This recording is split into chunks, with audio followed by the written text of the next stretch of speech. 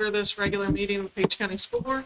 Mr. Overfelt. Yes. Ms. Alger. Yeah. Mr. Painter. Yes. Ms. Bryant. Yes. Ms. Sullivan Smith. Yes. Ms. Gordon. Yes. All present. Please pause for a minute of silence as we prepare for the meeting tonight.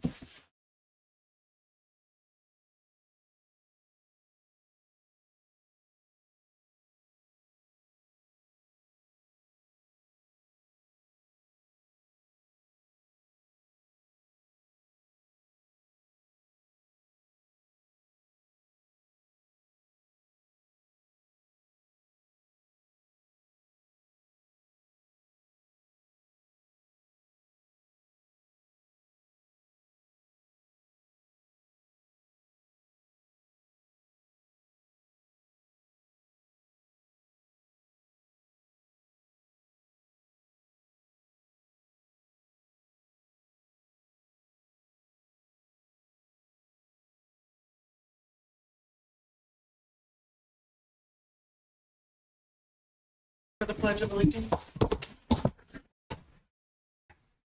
Pledge allegiance to the flag of the United States of America and to the republic for which it stands, one nation, under God, indivisible, with liberty and justice for all.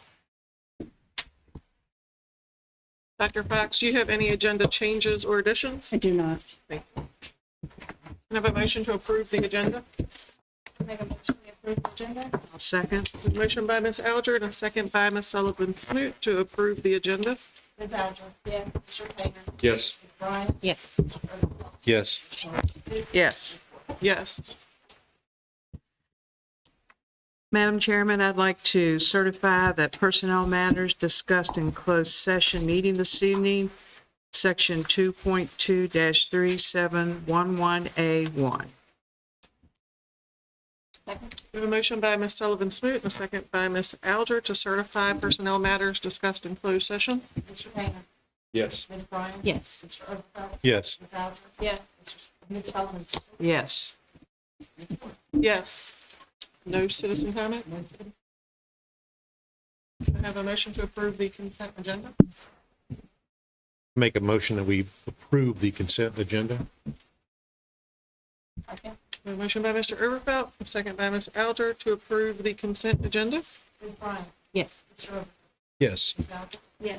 Mr. Painter. Yes. Ms. Sullivan Smith. Abstain. Oh, this is in the one. Yes. Okay. Ms. Gordon. Yes. Presentations, Ms. Dotson, Luray Elementary School.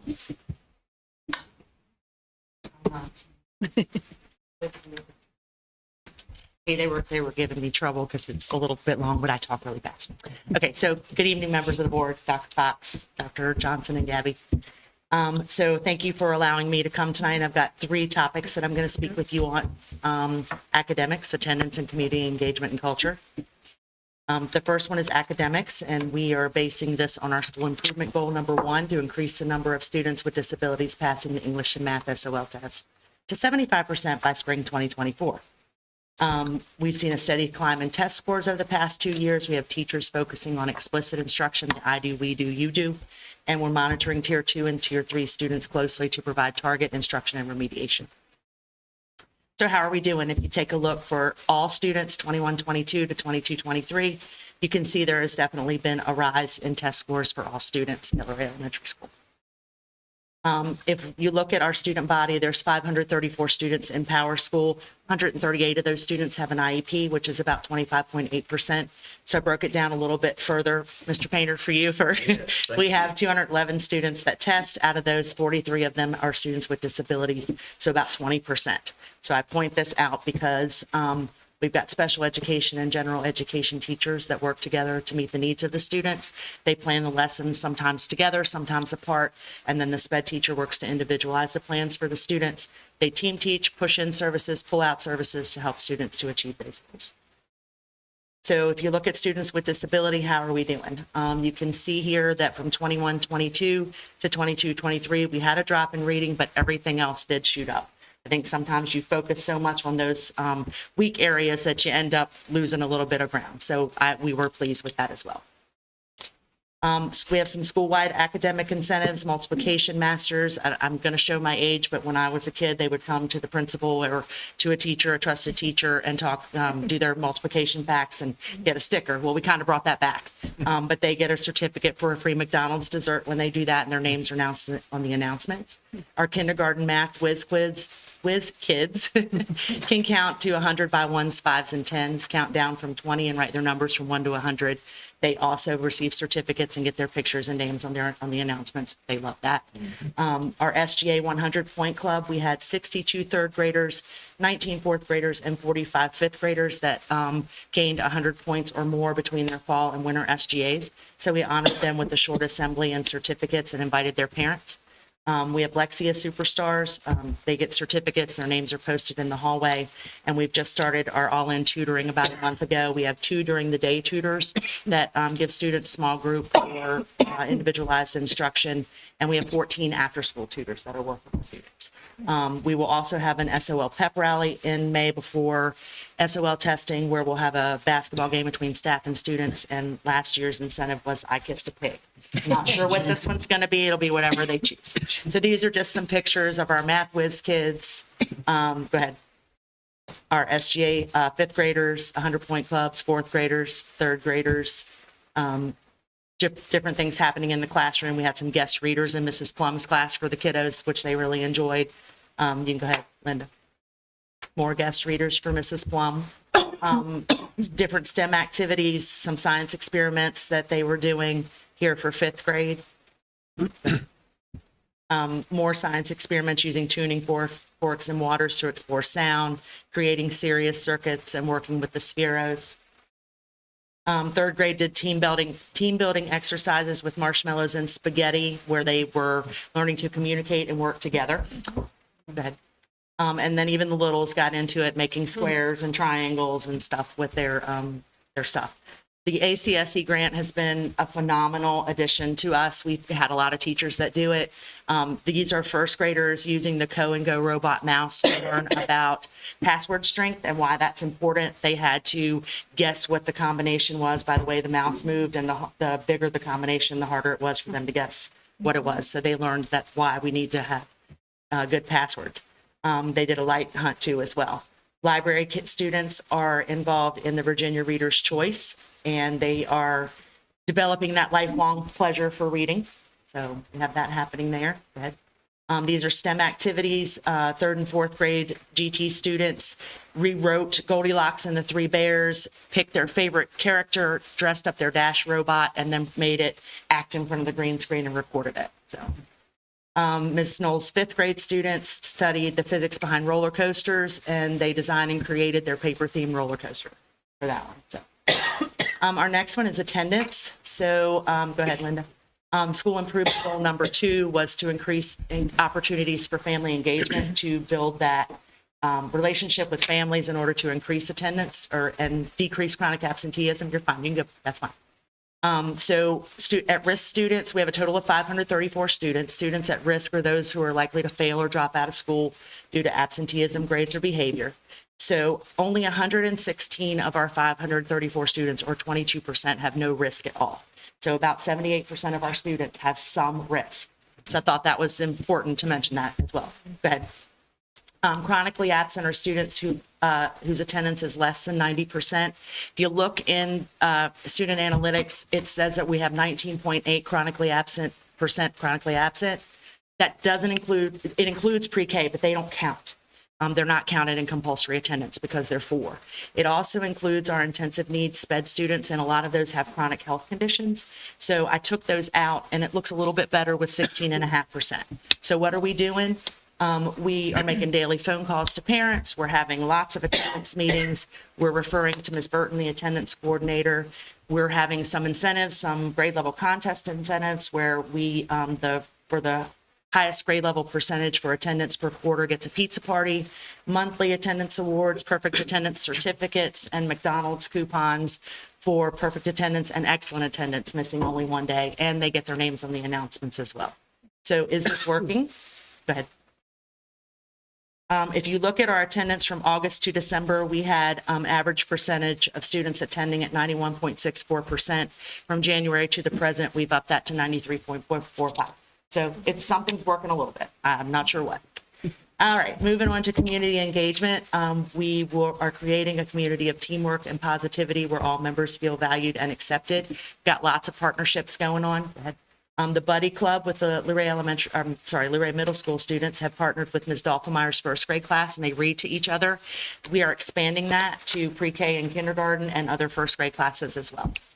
We have our Citizen of the Month. Every month, the teachers nominate one student in their classroom based on character traits. This past month was flexibility. And the student is honored at a ceremony. The parents or family members come, they get a certificate, and they get a yard sign to display for them. These are our February Citizens of the Month.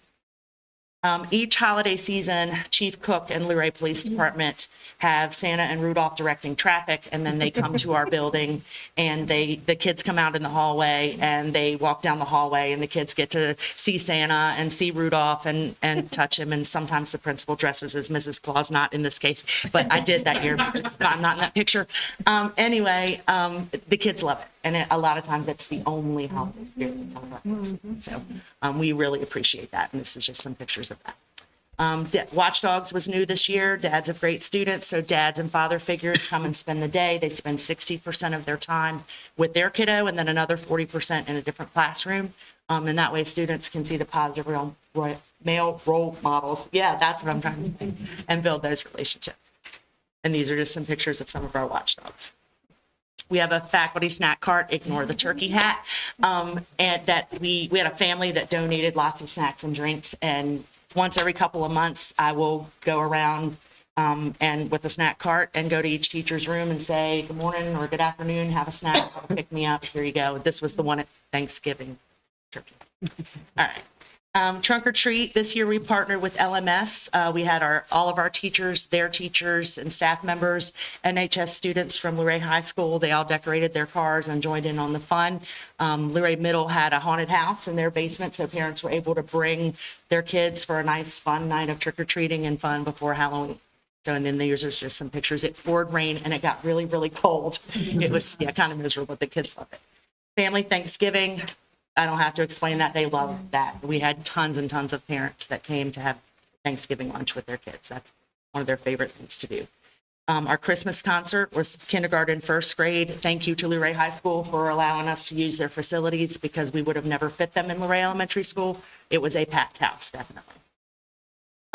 We had a fall fundraiser, and any kid that sold over 10 items got to choose a staff member to pie in the face.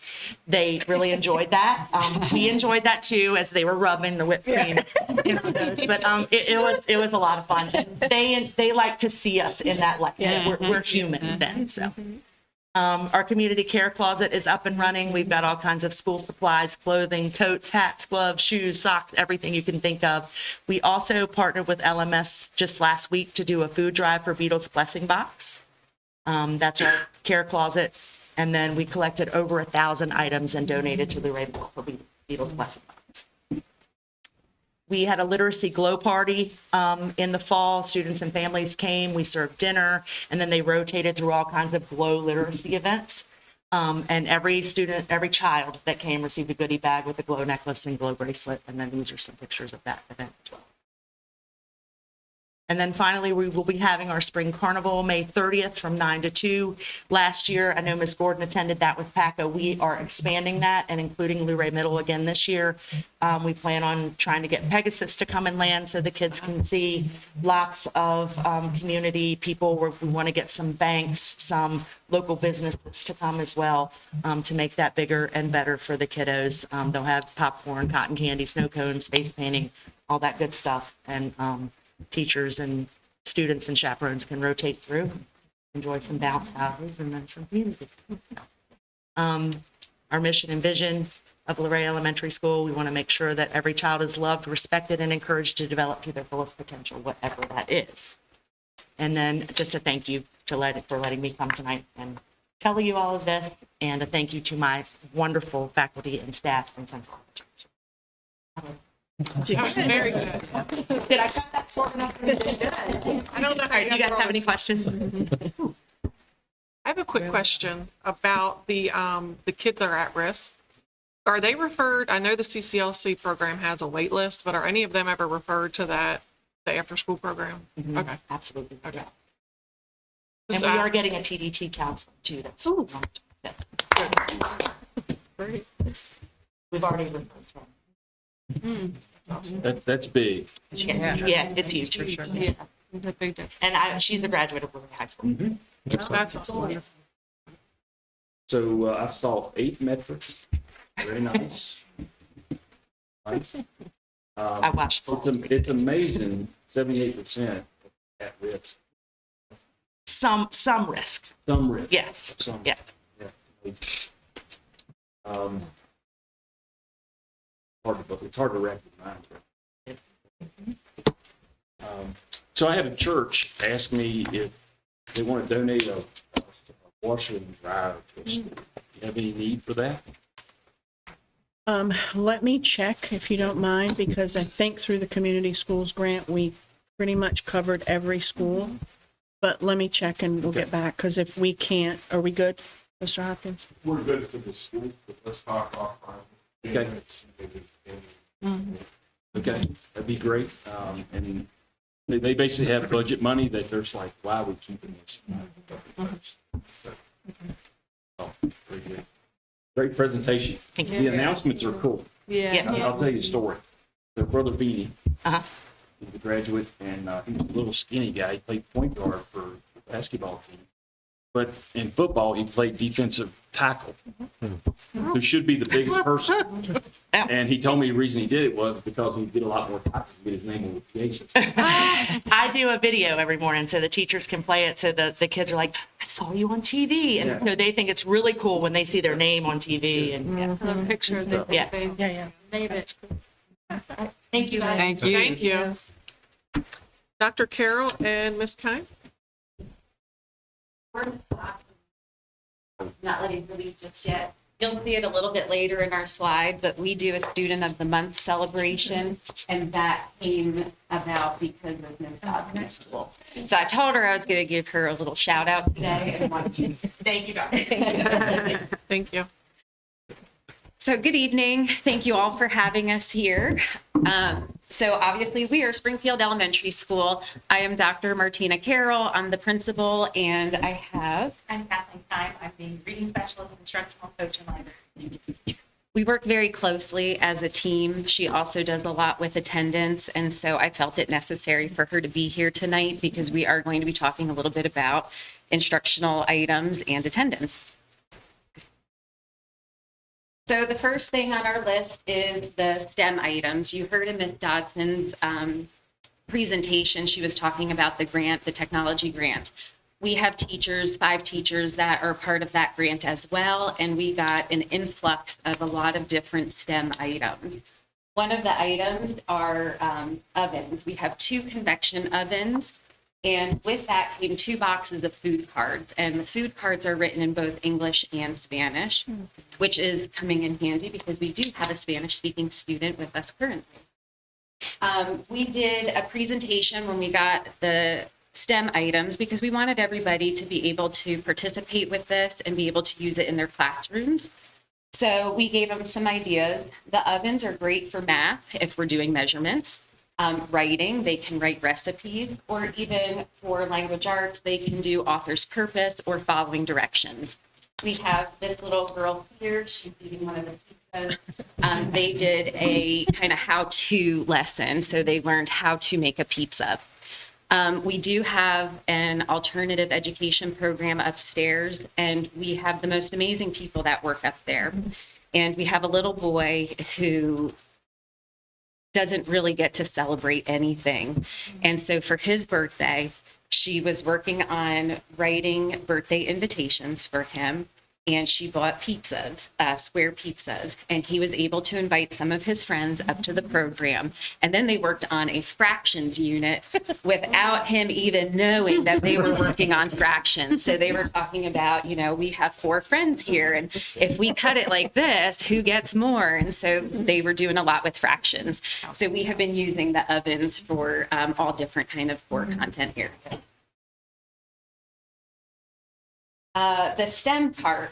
So we have this really cool STEM part. As you can see, it has a whole bunch of different items in it. Miss Kime is going to speak about that in one moment because she was very kind when I said, I need to put this somewhere. Your library is perfect. And she said, okay. I knew she was going to like it though, because of all the neat things in it. But there's a whole bunch of different kits in it. And it has growing things, farms, creatures, life cycles. It has math stuff. So it has problems and numbers and counting and problem solving. And we have some kids who are using the STEM kit. So if you'd like to talk about that. So in the picture, the students are using the STEM kit to build different shapes, but they're having to use all different pieces and figure out how to put them together to build different things. And then we had some collaboration because sometimes it's not easy to figure out problem solving, things like that by yourself. So then we said, okay, try it.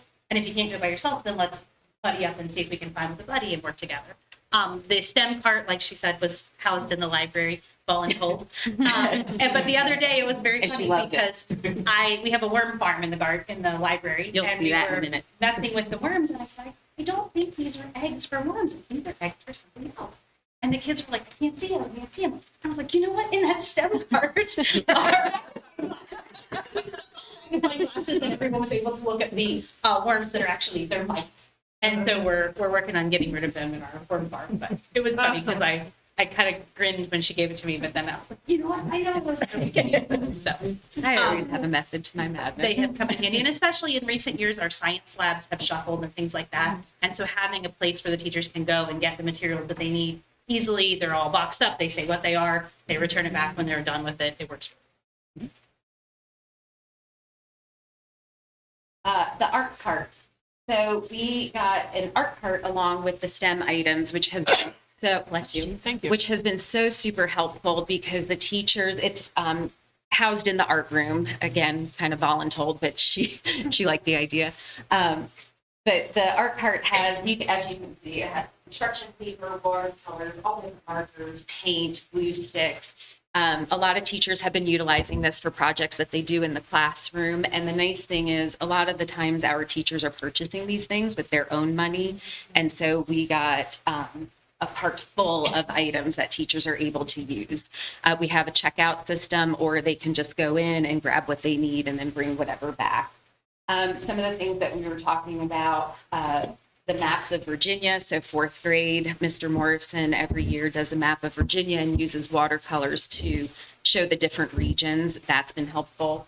And then I know second grade was doing habitat shadow boxes, and they were able to get some of their supplies from the art cart as well. And it really helps bring back some of that creativity, not just worksheet project. And so the art part has made that a lot more accessible to our teachers and students. So next we're going to talk about attendance. Last year, our attendance was at a 23.8%. So we were in the yellow. We had 23.8% chronically absent students. At the end of last year and during the summer, Ms. Kime and I had a lot of discussions about how to decrease our chronic absenteeism. And that is one of our goals for not just for the division, but also for our school's comprehensive improvement plan. So we were kind of batting around some ideas. I found this really neat attendance bulletin board that I had just seen. I think I was on Facebook or something.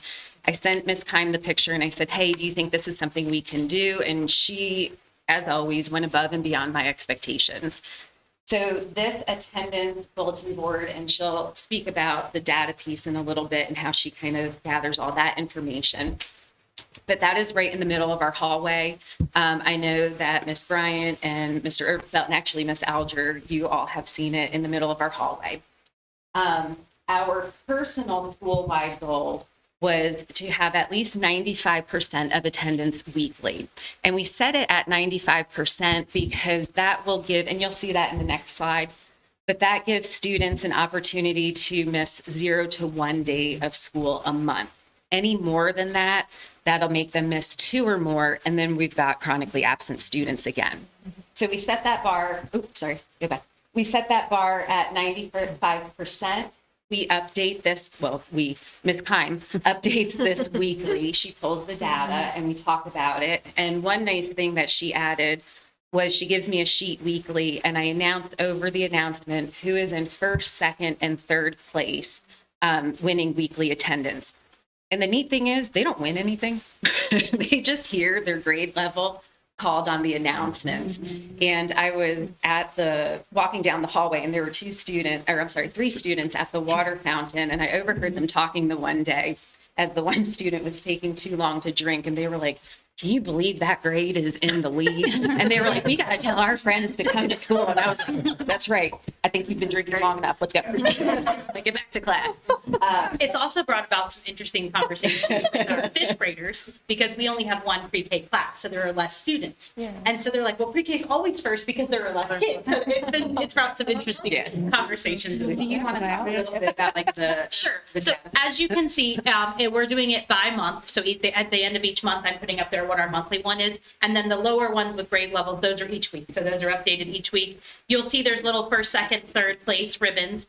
When I made them, I thought, we could have a tie. So I made 2 of each one. And one week we had a 3-way tie. So I had to go back and make more.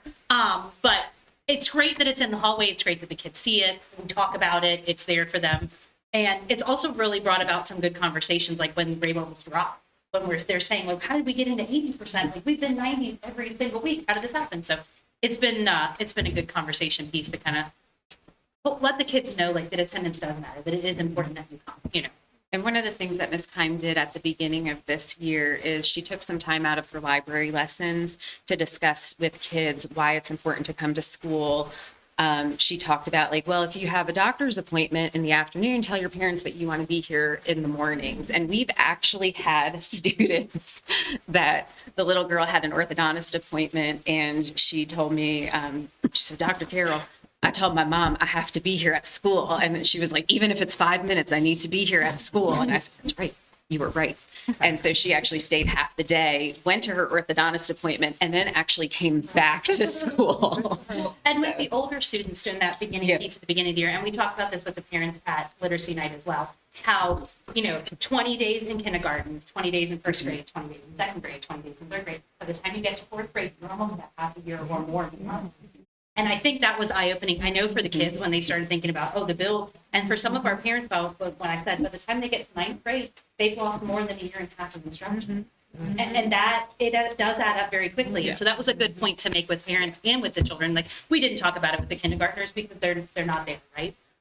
But our older students, it was kind of an aha moment. I linked it back to the teachers. I said, do you see your teachers not being here every day? I said, how would you feel if every time you showed up to the library, I wasn't? And they were like, well, yeah, I would be upset. And I was like, well, yeah, that's why we want you here too. So. Good. So with that, we started implementing monthly perfect and near perfect I think attendance. there was one number that wasn't on that one. So last week, I yes. pulled our chronic absenteeism from last year. And we had 38 students who were chronically absent. Some of them had as many as 50 and 60 days. And then I pulled it today, and we have 13 students who are missing. Oh, wow. So That's 25 great. students less at this point. So. Thank you for And none adding of that. them were anywhere near that 50. I mean, I think our highest student is 23 days. So that's not a great number, and we're not happy with that, but it's better than it. But we do have one student that I'm thinking of in particular. Last year, that student missed, it was like 48 days. Now, are they chronically absent again this year? Yes, but they are at 24 days this year. So, I mean, think about what we can do next year. So with that, we implemented our monthly perfect and near perfect attendance celebrations. And so that's where we were talking about the 0 to 1 day a month. We set that at the 95% mark. And it resets each month. So if you are absent, 4 days in November and you didn't get to make that November celebration, it resets. So then you have that chance again in December. So the activities that we have done, and Time is the one that has created the activities, and we kind of just talk about what we're going to do monthly. And she kind of lets me know, what items we might need to get. So the first one, we had extra recess. The second one, we did a glow dance party, which was nice because we did the glow literacy night and just had extra items. So that helped kind of offset some of that budget. We did Pixar short clips, and then they also had popcorn with that. We had crafts. They did a marshmallow snowman, which they got to eat afterwards, and then a Go Noodle guided dance party. And we've been experimenting with it, right? Like when we first started this, a lot of parents had questions, they didn't understand, and so we've had to explain and talk about it. But we also have decided that our older grades and younger grades, they don't really want to do the same things. So we're dividing now, and we're doing 20 minutes with the younger grades and 20 minutes with the older grades. And it really is only a 20-minute celebration. If they come down, they do something fun, they go back to class. It's not lost instruction time. It's not time that they're missing out. And the students that don't get to participate usually stay in the classroom and are working on something on their books, or, they're not being punished in any way. They're just staying in the classroom with their teacher. And our one for this month is we're playing games. So each adult will have a game that they've managed, and they're going to teach the kids to play, and they're going to rotate around and learn to play Old Maid, Go Fish, and just. Next is Lexia and reading. So we have put into the master schedule 20 minutes a day on our literacy skills. They work on Lexia. Ms. Keim has, again, done a great job at making sure that this is happening. She's helping students with any Lexia learning that needs to be done.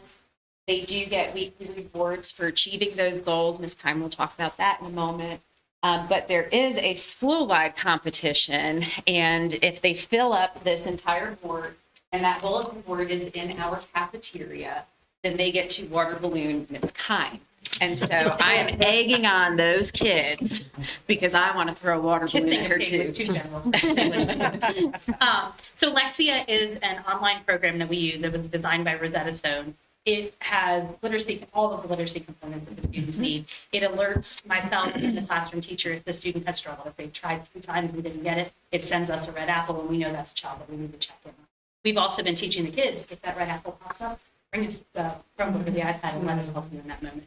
I check in with the older kids during their lunchtime because that's when I have a break. And then the little kids I usually catch during library and and it's all, hey, let's sit and do a couple together and see what's giving you trouble, and then let's figure out how to do it. So that's where Lexia is. We do Lexia 20 minutes a day. Our students have grown 471 levels so far this year. A level takes almost a month. So it's not a 5-minute activity. Like, it will take them almost an entire month to level up. So in order to earn one of those stars, they've done almost a month's worth of work. Some of them can do it very fast. We have one first grader who did 56 units in a week. And when I was looking at it, Really wants to water surely balloon that's her. not right. Like, how in the world? But I went down and watched, and Ms. Johnson was like, oh yeah, no, he's just going. So 471 is a really awesome number.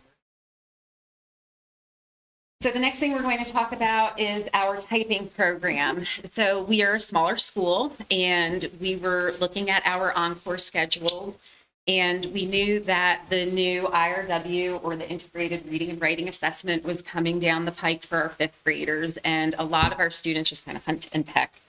So we implemented a typing program. Last year we piloted it, and it was a free program. This year we purchased the program, and the students, it keeps track of what they're doing.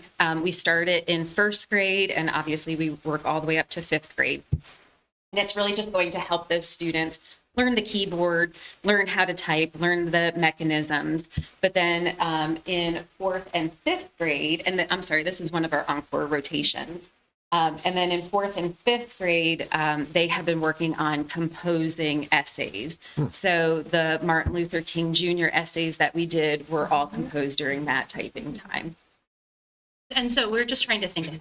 Like, we know that the standards are changing. We know that the SOLs are changing. And so we're trying to think how to help our students best.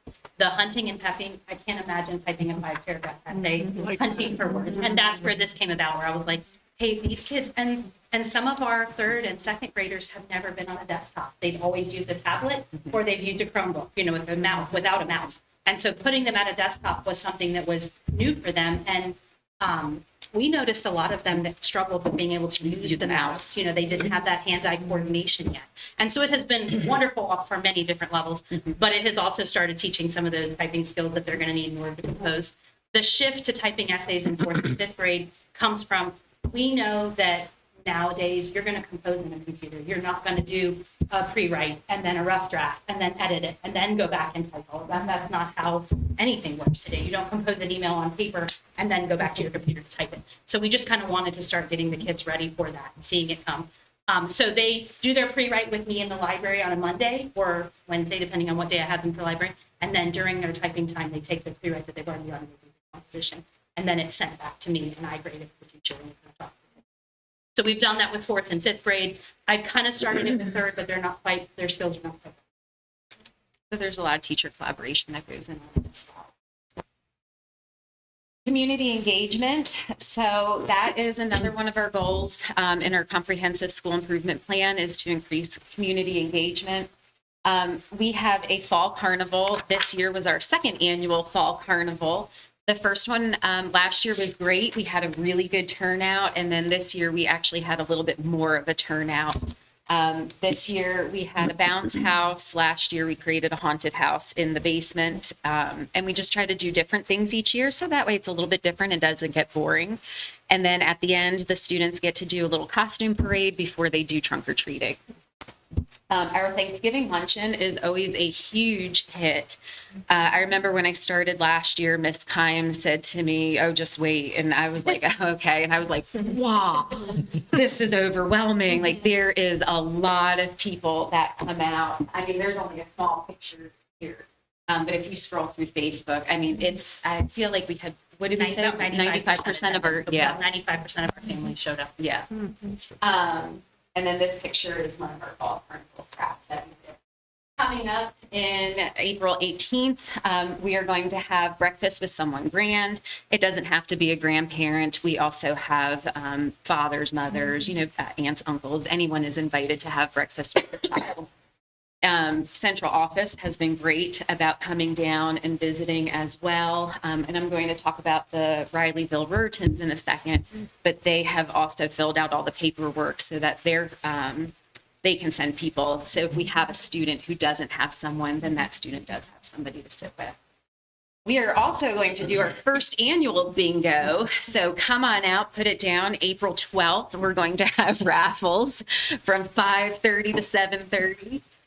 We're going to do a bingo night. So we do something in the fall, and we wanted to do something in the spring as well, and just bring families out, have a good time, and maybe win some prizes. Miss Kime is the guru of gardening. And I'll tell you that funny story. So she came to me and said, "Hey, I got this grant for raised flower beds." And I was like, "That's fantastic. Go ahead." So she got the raised flower beds, and she said, "Well, that's not enough. Can I get some more raised flower beds? I have somebody that could donate them." "Yeah, sure. That's great." Because we have this piece of property out back that we just don't use. And then she said, "Do you mind if I make a garden?" And I was like, "Yeah, that's fine." And she was like, "Come see my garden. It's the biggest garden I think I've ever seen." And she takes care of it. And then she had a really amazing idea about the summertime, and we started inviting grade levels down each week to help take care of the garden. But then they also got to harvest and take home the crops with them. But I'll let you explain all that in 1 second. You can see here, this is the worm farm. This is one of the garden pictures. This is another garden picture. It's hard to see, but that little boy has tomatoes in his hand.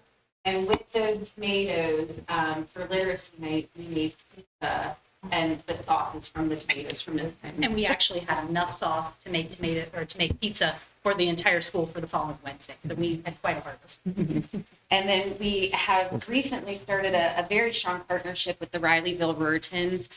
They reached out. They are helping us beautify the school in actually March 23rd. So mark the calendars if you want to come out and help beautify our school. We'll be working outside, cleaning up trash, just kind of planting flowers. They've also donated snack items. And so we have a snack shack, like a snack closet. And that's just for students who may just get hungry throughout the day. And again, teachers are spending their own money to purchase snacks.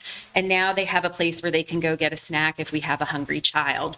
Or sometimes parents don't get to pick up their students after school on time. And we have a hungry student, and they come into my office and say, "I'm hungry, and all I have is a protein bar," which I'm sure they won't like. So now we have a variety of options for that. And again, they will also help send community members to help us, if we have events and students need to be read to or need somebody to sit with. You want to talk a little bit more about your garden? So the garden started out, like she said, in a couple raised beds, and then it quickly expanded from there into probably about a quarter-acre garden. And one day, my dad showed up with the tractor on the rollback, and I was like, surprise! But seeing the excitement in our students is what, right? We started with the beds, and they were like, well, there's not enough room for everybody to get to plant in a small bed. And I was like, you're right. So that's where the in-ground garden came. And then just this excitement of every time in the spring the kids hit the door of the library, they're like, are we going out to the garden? That's their first question, the first thing they want to do. So we've kind of taken that momentum. Throughout the summer, we did have grade levels come. They came with their parents. They worked in the garden. We taught them different things. And then whatever harvest was ready that week, I sent home with them because the school's calendar and the garden don't really go hand in hand. This year, we are kind of kicking it up a notch and working on feeding our community as well. So the students are planting what we're calling starter gardens. They'll have 2 tomatoes, 2 peppers, a zucchini, and a squash, or a cucumber. The kids can kind of what they want. Some of them want watermelon. We'll do it. And then on May 4th, we're going to have a garden tour where they can bring and show their parents the garden and all the different things that we're doing in the garden, and they can take home their starter garden. So that we're going to feed some of our kids that way throughout the summer. And then we have, so that's what I thanked Ms. Dodson for, the Student of the Month celebration. So I had a parent approach me, I think it was at the end of last year. And she said, hey, can we do the recognitions like Lee Elementary School does? And I didn't know what they did. So I was like, oh, tell me more. And so she did. And she was telling me about the signs. And I was like, let me think about it, because I knew it was going to be a lot of money. And this is actually the family that helped out. And their child didn't get it. Let me just preface that. This was later on in the year. But anyway, they said, what if we purchase the signs and donate it to you? And I was like, sold, we can do this, because it's a great way to recognize our students. So we do monthly celebrations with a snack. Sometimes it's ice cream. We had leftover marshmallows from one of our events, cotton candy. So we have a variety of different snack items, and it's for the kids and the families. We do 1 student per homeroom class, but we also do 1 student per encore class. So we have 16 students that are recognized each month. And we wanted to expand it to the encore teachers because they see some positive behaviors as well, and why shouldn't they be recognizing the students? So these are just the different character traits that we look at each month. But when the teachers are picking students, they really try to keep all of these traits in mind. This is the yard sign that we have, and the students love coming up onto the stage. They get to shake my hand, they stop for a picture, they wave, it's super cute. And I mean, Springfield is a small community school. That's always been our focus, is the community and the children. And so when we thought of our character traits, we thought of what really grows the well-rounded community. And those are the things that we want to teach with our students. Specific ones? And that's all we have. Do you have any questions? Great job. Yeah. Thank you. Nice. Just a couple shout outs on that. I think with the Lexia thing, which and the program we debated. But you mentioned solving things in the moment with red apples. That's a huge skill to teach young. It helps them to advocate for themselves. The other one was the attendance thing. I wonder, I would hope some other schools like talk about that. That's some advanced problem solving too. Challenging folks. And I just had a question on that improvement plan that you mentioned. Does every school have an improvement plan? Yes. So we're not in like a school improvement. We just do a comprehensive school improvement. So those are our goals that we focus on. And I have a building leadership team, Okay. and it's grade level, like team chair members and special education.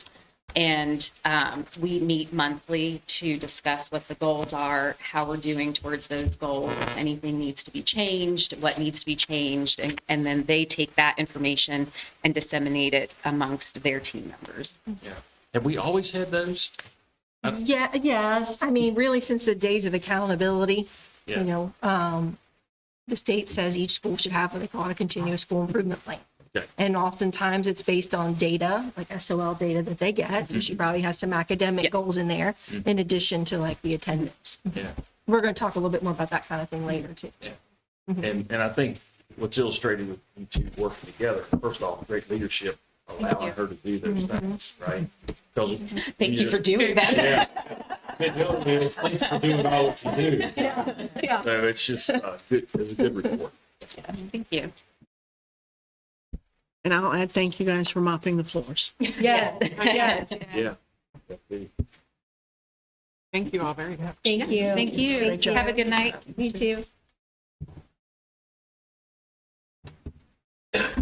So the February 2024 minutes are posted for review. We'll approve those next meeting. Mr. Bush, do you have a presentation for us? Fortunately, I expected to tell me Chromebook, so I was unable to have a presentation for y'all tonight. But I'd say it's going pretty steady right now. We've got a lot of prom planning going on. A lot of people staying after the wood shop, fabricating stuff, doing some woodworking, getting stuff together for that. We have the FFA and FCCLA statement coming out. I have tickets for it. They are $25. There's a lot of good food, a lot of good people. I've been working on getting a lot of sponsors and stuff for it, so we full hallways, so y'all people talk to after the eat. Yeah, the dinner is May 4th, and the final sale on tickets is April 19th. And next time around, I will have a nice presentation. Thank you. Thank you. Dr. Fox, monthly financials. Yes, thank you. Ms. Seacrest is with some of our special education staff at a VDOE training session, so I'm going to try to honor her and do this right and not mess it up. So tonight you are being provided with the monthly financials for February with expenditures and revenues totaling $3,488,900.16. Attached is the local match showing that we matched with the treasurer's office that we send every month. And I'm certainly happy to answer or attempt to answer any questions that you might have regarding those two reports.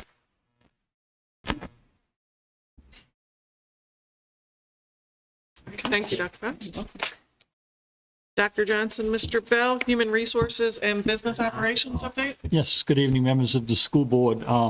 Tonight, Mr. Bell is going to actually take the podium with a presentation on a program called I Teach. Before he does that, I just want to give you a couple of updates from the operations team in general. Today, we spent all day at Laurel Ridge Community College Job Fair. Tremendous opportunity for the school system in a couple of ways. We had 120 students, 11th and 12th graders from both high schools that came and got to get face-to-face with a lot of local employers. That was very, very exciting to see. We had a table, Mr. Bell, myself, and the operations team, because it's a great opportunity to hire classified employees as well. Nutritional services, transportation, maintenance, custodial. So that was very encouraging. Earlier in the week, we got in front of about 55 drivers. We had meetings at both Page and Luray High School Tuesday and Wednesday morning, invited the drivers in, and it was just a very good, we spent an hour at both sites with the drivers, giving updates, but more importantly, having conversation, listening, problem solving, very, very positive time. I walked away today, I put together a spreadsheet of questions that need to be directed, the principals, to the superintendent, to different representatives, because I promised them, I said, you tell me, we're gonna hear you, and we're gonna get answers, and we're gonna get these topics in front of the right people. So that was a really, really positive 2 days worth of meetings with the drivers. And the last thing before Mr. Bell takes the podium, and I'll bring this to you in 2 weeks. When we had the joint meeting with you all and the Board of Supervisors, we talked about efficiencies. You remember we looked at what are some ways that maybe we can be better, we can maybe be cost efficient. And so we've taken that seriously. And so since that meeting, my department has been we've looked at garage services, our bays, the setup of our mechanic bays, how many mechanics. I'm going to bring you a lot of information on that. We are in the middle of exploring bus purchasing. We are engaging with one of the larger school divisions in Northern Virginia, as we discussed. I was back and forth with two of their representatives today. We're going to be meeting hopefully next week. We've looked at leasing, the pros and cons of leasing vehicles. So I'm going to try to bring you as much of that as I can. We've shared our insurance data with the county so that they can look at, can we do it better if we combine insurance? We are looking at a new hire in water treatment services because we have a retirement. And so Mr. Williams and I are talking, Mr. Williams has some contacts. We're going to be talking to Town of Stanley, Town of Luray. Those places have water treatment specialists. What can we do? And then we've met with Ms. Moeller and some of her staff already at the county office. We've talked about maintenance. We've talked about grounds. So that's my intention next time. That'll be the emphasis of the ops report next time, to bring you some data on that. But I'll have to turn it over to Mr. Bell. Okay, good evening, board members. A really nice follow-up to what we talked about with business operations and efficiencies. What we're looking at from the HR side, particularly for teachers, is what are the different avenues that we can direct people to, or what are some different avenues that we can get some properly licensed and endorsed individuals in our classrooms. The days of going to college to become a teacher still exist, but we see that we don't have quite as many that take that pathway as maybe pursue that at a different point in their lives.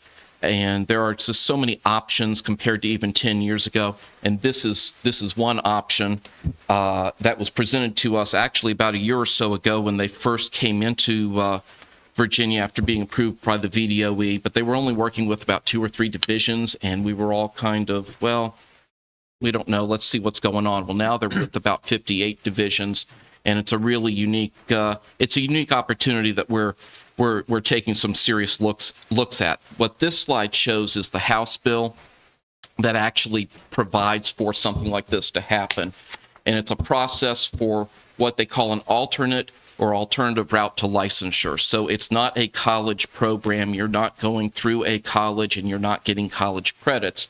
But by going through this program, you end up with full teacher licensure, and you're doing the exact same requirements that VDOE requires from college credits through a program like this. It's very similar to college, but there are some differences that I just want to bring to your attention. For example, this is not for somebody who doesn't have a college degree. The intent here is that you have a college degree in whatever major, you have at least a 2.5 GPA, and what they're saying is going through this program, depending on the endorsement area you want to get into, in 12 to 24 months, you have full licensure in that endorsement area. The 24 months is going to be your more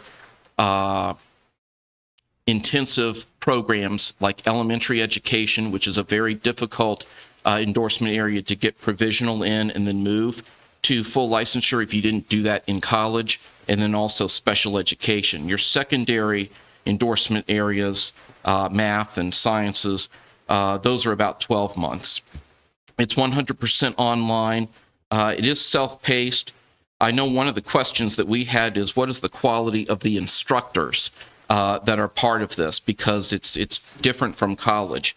But all of the instructors have at least 5 years of teaching experience and hold master's degrees and are currently licensed educators. And all of the coursework that's done as part of this is very relevant to the duties and responsibilities that they're going to have as teachers.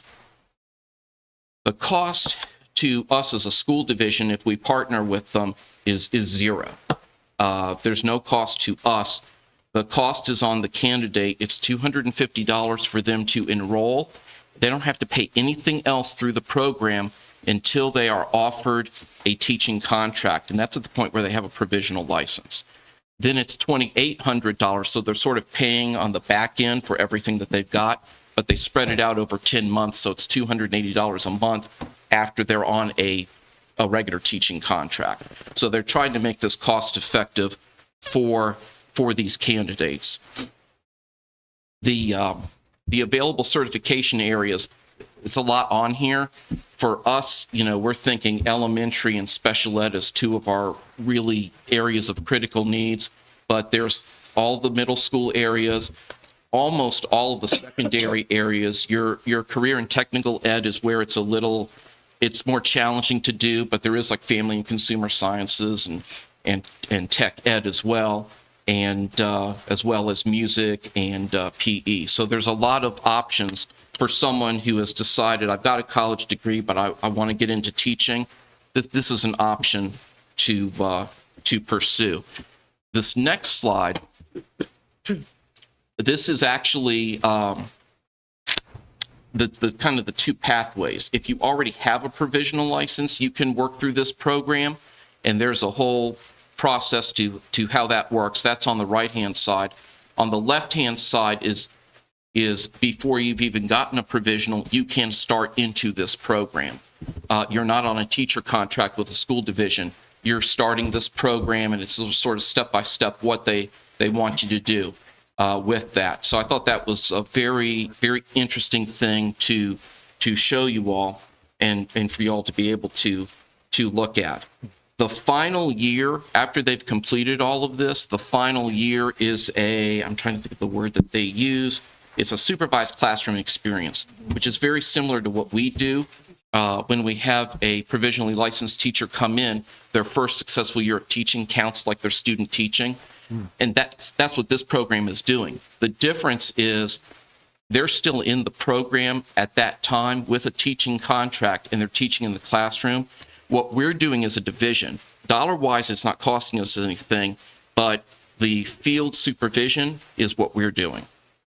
So our principals or instructional coaches or other qualified people are supporting them in the classroom, along with, of course, the mentoring that we would be doing anyway with our first-year teachers. So it's very much what the college would be doing during their student teaching, except we're doing and then showing I teach, yeah, we've done these observations, we're rating them on this, we're working with them on that, so that then at the end of it, they end up with that full licensure, because I teach can say, yes, they've met all these requirements, and let's get the full licensure.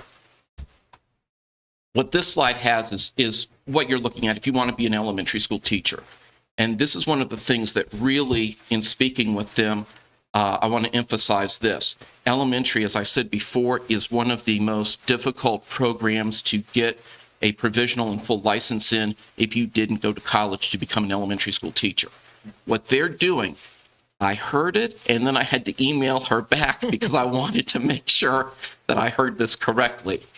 If they take the elementary praxis tests in all of the content areas, and they take these 2 introductory courses through iTeach, and they meet the statutory requirements, which are your CPR and your dyslexia training and things like that, that the state requires for licensure. If they do those 3 bullets on the left-hand side, we can, if we have a position that's available, we can ask for a provisional license from the state, and it will be granted. That is significantly easier than the current process to get a provisional license in elementary if you didn't go to school to be an elementary teacher. They still have to do all of this coursework, all of the professional studies, and going into, teaching language arts and math and science, and even responsive literacy based on the VLA competencies. So this is very tailored to some of the Virginia requirements, plus the general requirements that you would want any teacher to have. So this is a big deal if we partnered with them to be able to get some elementary teachers in the classroom with some introductory stuff already behind them. Secondary, I think, I've got SPED next. SPED is another critical area. again, if they take care of the things on the left-hand side, which that TCVA 6600 should be where they get their required coursework that the state requires for a provisional sped license, then they can move on through the rest of these courses and eventually get that full licensure in 18 to 24 months. And I did not include secondary on there because secondary is actually is if you have a bachelor's degree and can pass the content area praxis, the VDOE will grant you on division recommendation a provisional license. But you can do secondary work through this program too. It's just an example of how you have so many different avenues, and this is one more avenue that we're looking at having in our toolbox to offer. The reason we want to bring this to you is to say, yes, this is one thing that we're looking at. Doesn't actually cost us anything except partnering so that we can do the field supervision. The process for this, if you caught that in that slide about the House bill, is that in order to partner with them, we have to have a memorandum of understanding with them, and then there's an application process through the VDOE. That's the requirement, that Page County Public Schools has applied with them to offer this in our county, and it has to be VDOE approved, and that requires your approval. So if we look at this and we're like, this is something that we want to partner with to have this other option, this is something that we would be bringing back to you all. Just a curious Sure. question. I know after COVID, trying to get the certification, licensure and everything, they were so backed up. Has that gotten better? Yes, but there is the last time I spoke with our licensure specialist, there is still a backlog that they're working on. One thing that they have been doing the last 6 months to a year is moving towards doing a lot of things online, and I think that has made a big difference. They have a couple of different online setups, one for those of us who have been licensed for a while, and then another one for the ones that are doing applications now, and everything is online. They can apply. If you're becoming a teacher now, you can apply online, pay the fees online. If you are working with a school division, the school division can submit all of the supporting documentation online, and we've done that for a lot of our provisionally licensed teachers, and it saves a lot of time, especially with mailing to Richmond, waiting for responses back. So we have seen a lot of improvements. This is interesting. It is. It's interesting. Yeah. We need a little more digging into and making sure that this is a good pathway that we can support and will be beneficial to us in the long run. So If I can add something, I was going to say, so this is $2,800 on the back end and $250 on the front end. We've been speaking with local colleges about classes for folks that want to get licensed. And right now, to take a three credit hour class in any teaching content, depends on the university, of course, but I've seen no lower than about $800 a class and up to $1,500 a class. And so this is an unbelievable opportunity for that individual with a bachelor's degree that says, I really like to teach. With the caveat, though, that you don't get college credit here. Yes, I was Right. going to so point there that is Still out. that You difference. still have a bachelor's degree Right. at the end of it all. You don't, the other way, you get closer to a master's So- degree because you're getting yeah. credit for everything you take from some So if university. you go partway through this and you decide this program isn't what works for you and you want to go through college, if you did the classroom management, you still have to do classroom management at a college class, or vice versa. If you've taken some classes, you still have to do their whole program. Hey, do you have data? You said there are other divisions that use it. Do you have data on the quality of their teach? Like, is there a difference in the quality of the teachers, what they're learning? Like, It's- is any of that out there yet? I've reached out to some of our closest divisions that are partnered with them already, and right now it's so new that there isn't a lot. It seems like a good process for most that are involved, but I think it's too soon to say anything about that's my opinion. I think it's too soon to start talking about the quality of their teaching versus the other pathways. The goal is it's another tool. The goal is fully licensed teachers out of the program. Obviously, that's going to be our best bet for hiring. But sometimes we run into those roadblocks. And if we had, this is one more tool in the toolkit that maybe we find a teacher or two that could help us. But it doesn't seem like there's any really risk to the division as far as cost or anything. I like it. This has a lot of similarity to the soldier to teacher program. And it would actually benefit a lot of people coming out of the military who had a bachelor's degree, so they can get, if they wanted to teach. Yes. So the question is, so far, what pitfalls do you see? You always got to look for those. So what negativities have you seen so far? Any, besides that they're not working toward a master's? I think we just need to be able, I teach has been vetted by the VDOE, so we have to trust, for me, my mind goes to the quality of the Yes. instruction. Same. And so we have to trust the program and the VDOE vetting that these licensed teachers that are on the instructor side are giving quality content. And I agree wholeheartedly. The only thing I would add to that too is we were told much of this is asynchronous, right? And even when you engage in a lot of online college courses, it's at least synchronous where you're engaged and you're collaborating and talking to other people. So that gives me just a little angst too, because they're out there on their own in many ways. Right.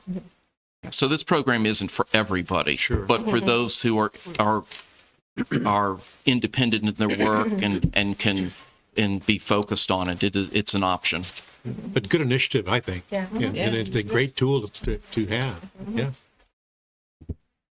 It's encouraging. It Very is. encouraging. Thank you. Thanks. Ms. Ryan, instructional update? Yes, thank you. Good evening, board members. And I'll start with not only good evening, but happy Pi Day. It's March 14th, and the math teacher in me can't let that go without celebrating Pi Day. So I'll pass this around. There's enough for everyone in the room. Take something round and or pie to enjoy this evening. So that's always a fun day. I enjoyed celebrating that in my classroom. Okay, another highlight I have for you this evening is you see Miss Gordon there, picture with Miss Caroline Sutta, who is an employee of Luray Caverns and a graduate of Luray High School. She reached out to me a couple months ago and said, hey, I got this really neat idea. I'm really excited about literacy, and I want to know how maybe I can work with the caverns here where I am. People want to donate books they have at home. Like, I know I have lots of books that my children have outgrown, right? And she said, we want to collect them and help, put them in the hands of kids. And we were like, well, this is a great idea. And I talked with Dr. Fox about it. And then we reached out to Megan and decided the best collaboration could be for them to also to work with PACA. So you can see there's a picture of Megan and Caroline. She came a week or two ago with her first round of books. She's coming back with some more for us this week or early next. We're going to have about 300 books in total donated by Luray Caverns employees. And Ms. Gordon is working with the Porch families, and they've been divided up. We helped sort them by age level. There's even books for adults, so we can get them in the hands of parents. And they're handing them out through Porch Visit. Yeah. Do you want to add anything? Through Porch Visits and our after-school program. I think we're going to take some to the after-school programs at LES, Stanley, and Page Middle. What was cool is the first round had books for adults, and there were some specific to recipes for diabetes. Yes. And some of our Porch Visit families, that's some of the stuff we struggle with some of the recipes. So I thought that was cool. pretty neat. Yeah. So we're excited about that and grateful for the reach out, right, and the creativity. Thank you, Sebastian. All right, the next thing I have is just a couple of pictures sent to me by Miss Julie Painter over at LES, but I know many of you went out and read last week, so thank you for joining in our celebrations with Read Across America. The students love that, so we thank you for supporting that. And then 7th graders recently visited the tech center. They got to go spend some time there. Students at both middle schools went out on Thursday the 29th. They rotated through welding, medical assistant, nurse aid, cosmetology, electricity, and automotive technology so that they could experience some of those. The teachers did a great job of setting up hands-on activities so they could see, if I'm going to be a student in this program, what's that going to feel like, and give them some exposure to that. So they really enjoyed that, and the tech center is looking forward to seeing many of them as future students. And then today we had the job fair over at Laurel Ridge Jenkins Hall. More than 125 of our juniors and seniors from both high schools participated in that. There were over 30 businesses that were there with job opportunities or information. Students participated in the interviews, received tips for applications, resumes, all that good stuff. So that is really another joint community effort that absolutely would not be possible. So special thanks to the Chamber of Commerce for helping to organize that. Our career coaches, Ms. Gubler over at LHS, Ms. Betcher at Page High, they worked really, really hard to recruit students. We had a significant increase in attendance because of the hard work of all these people.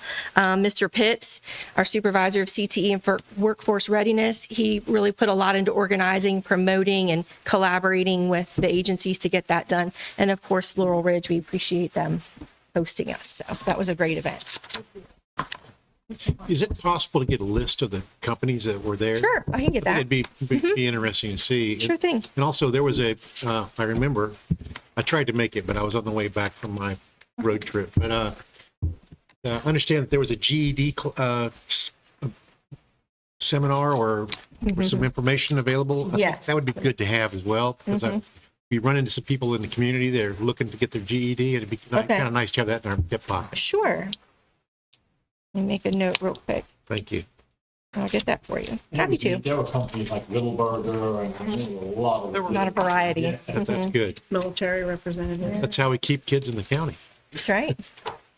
We were there, right? Page County Public Schools was there. All right, so I'm going to give you a little update on our summer programs. Yes, it's already that time to be preparing. So this first little visual just kind of summarizes all the things we're going to do. We're going to have summer academies like we did last summer, kindergarten kickstart, summer camps. I'll tell you more about that. Now, last summer, we were required to have a lengthier program due to the fact that we were using that federal summer learning grant. We've looked at our attendance from our programs. Again, those of you that remember, it really stretched almost across the whole summer. So we got feedback. We looked at attendance to see how it maintained throughout the summer. Got feedback from our schools because obviously custodians need to be able to do all the work that they do in the summer. And that's what kind of led us to the schedule we're going to look at together. The Academic Academy, just like before, is for K-12 students. The primary focus is language arts and math, K-8. At the high school level, it's really more about like credit recovery courses that they may need to pass and or verified credits they need to earn. Our summer camps, we're going to continue to offer all 4 summer camps, modeled a little differently this year. They'll be capped at 30. And again, that's based on what we actually saw as the average camp attendance this past summer. And they always have a wide variety of enrichment activities. Kindergarten Kickstart, we do that the couple of weeks before school comes back so that our kindergarten students can come into our schools, get comfortable with staff, learn their way around the building a little bit where the important stuff is they'll need, the cafeteria and the library and their classrooms and all that. So my slides here are really tiny, but that's why I passed the flyer around to you so you can see it up close. All of our programs are going to run Monday through Thursdays. We're going to have transportation at select stops, which will be advertised so families get their students there. We'll do breakfast and lunch as we have in the past. These are free, of course.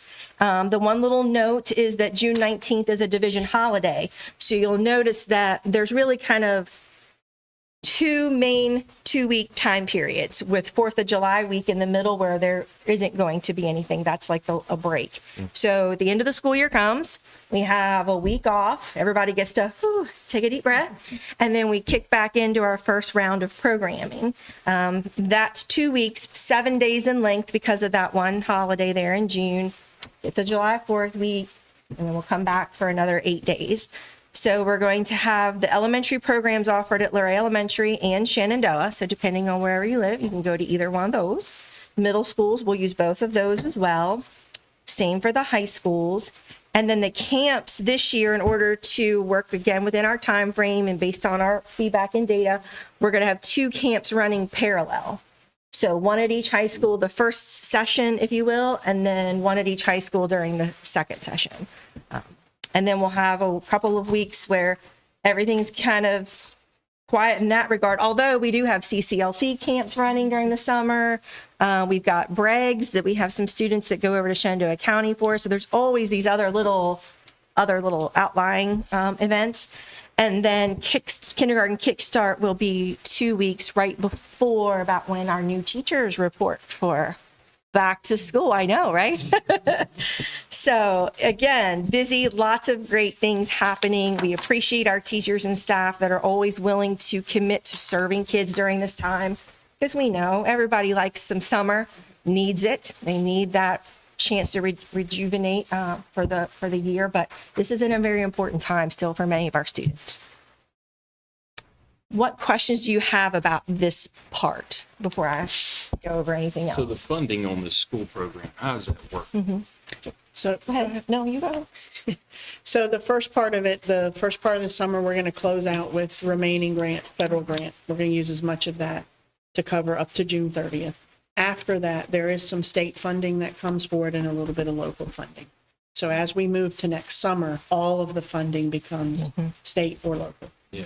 So that's why we've been really careful to manage the programs and get the numbers right, because it's all a balance of how much do we have versus what can we offer. State funding is based on ratios and things like that. So the state funding, is that something that would ever go away, or is that, how do we?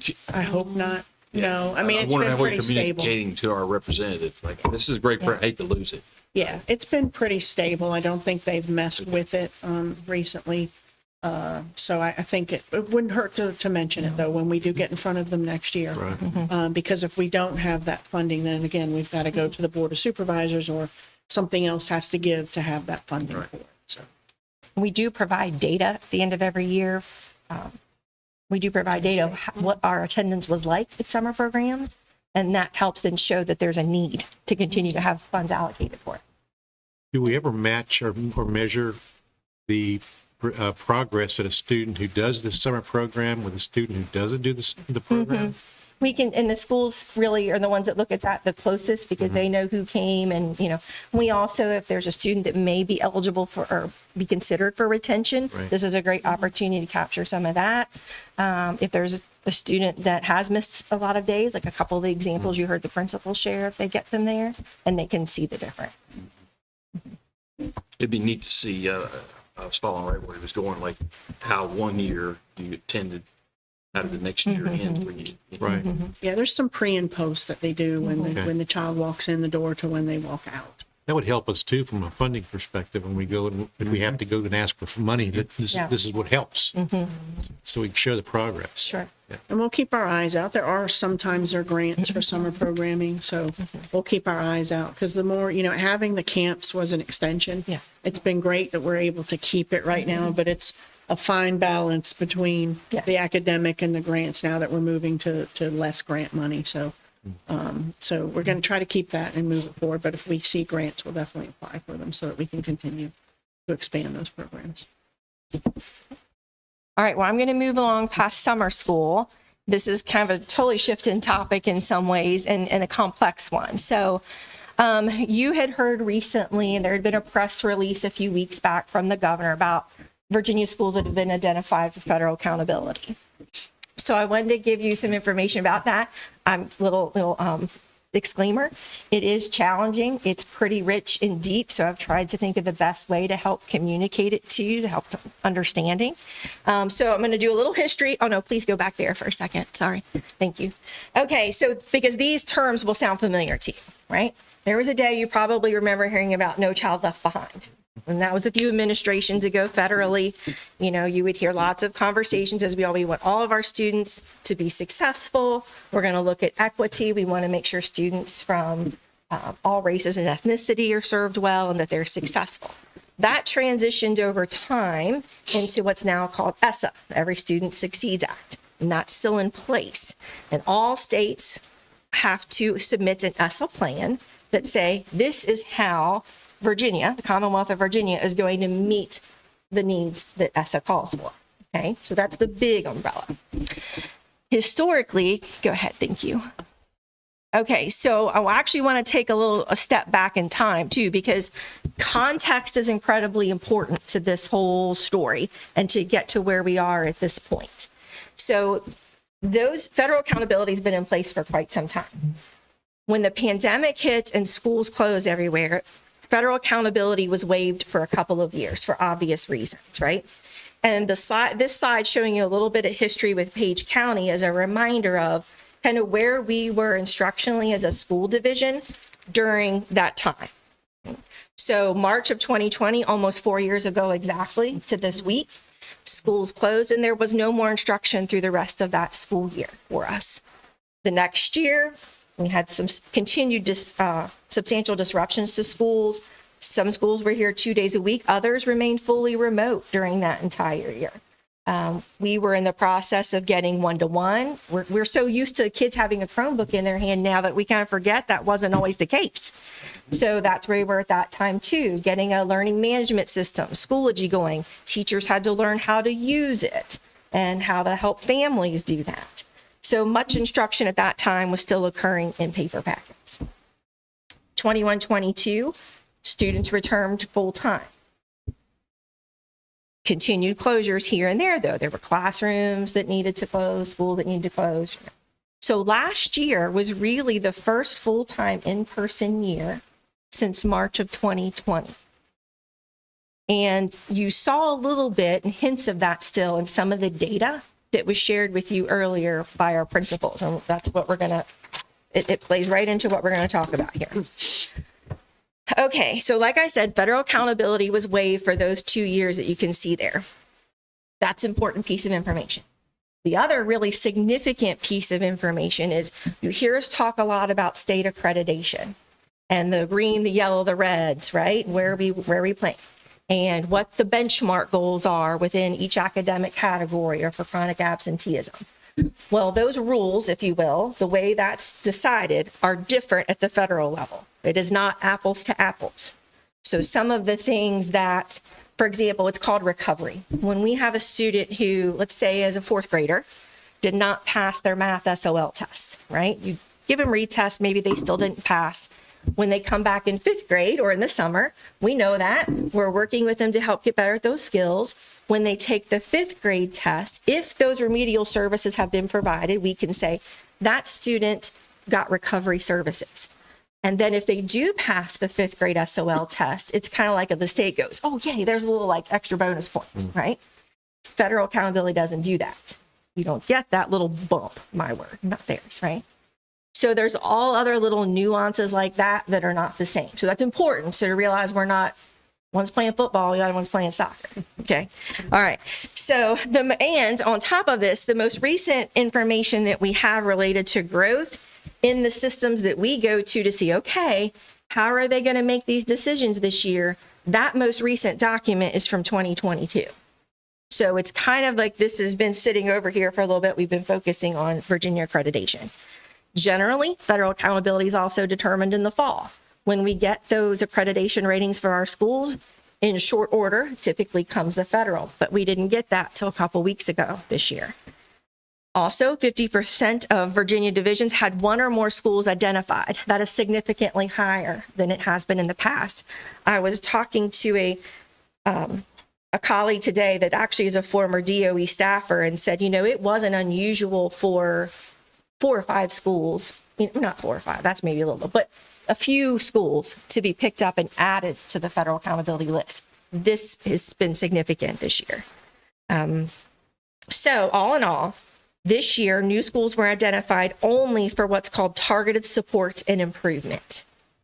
Schools can exit that after 1 year, which I'll explain. So for us, what that meant is Luray Elementary, Luray Middle, and Stanley Elementary were selected as targeted support and improvement.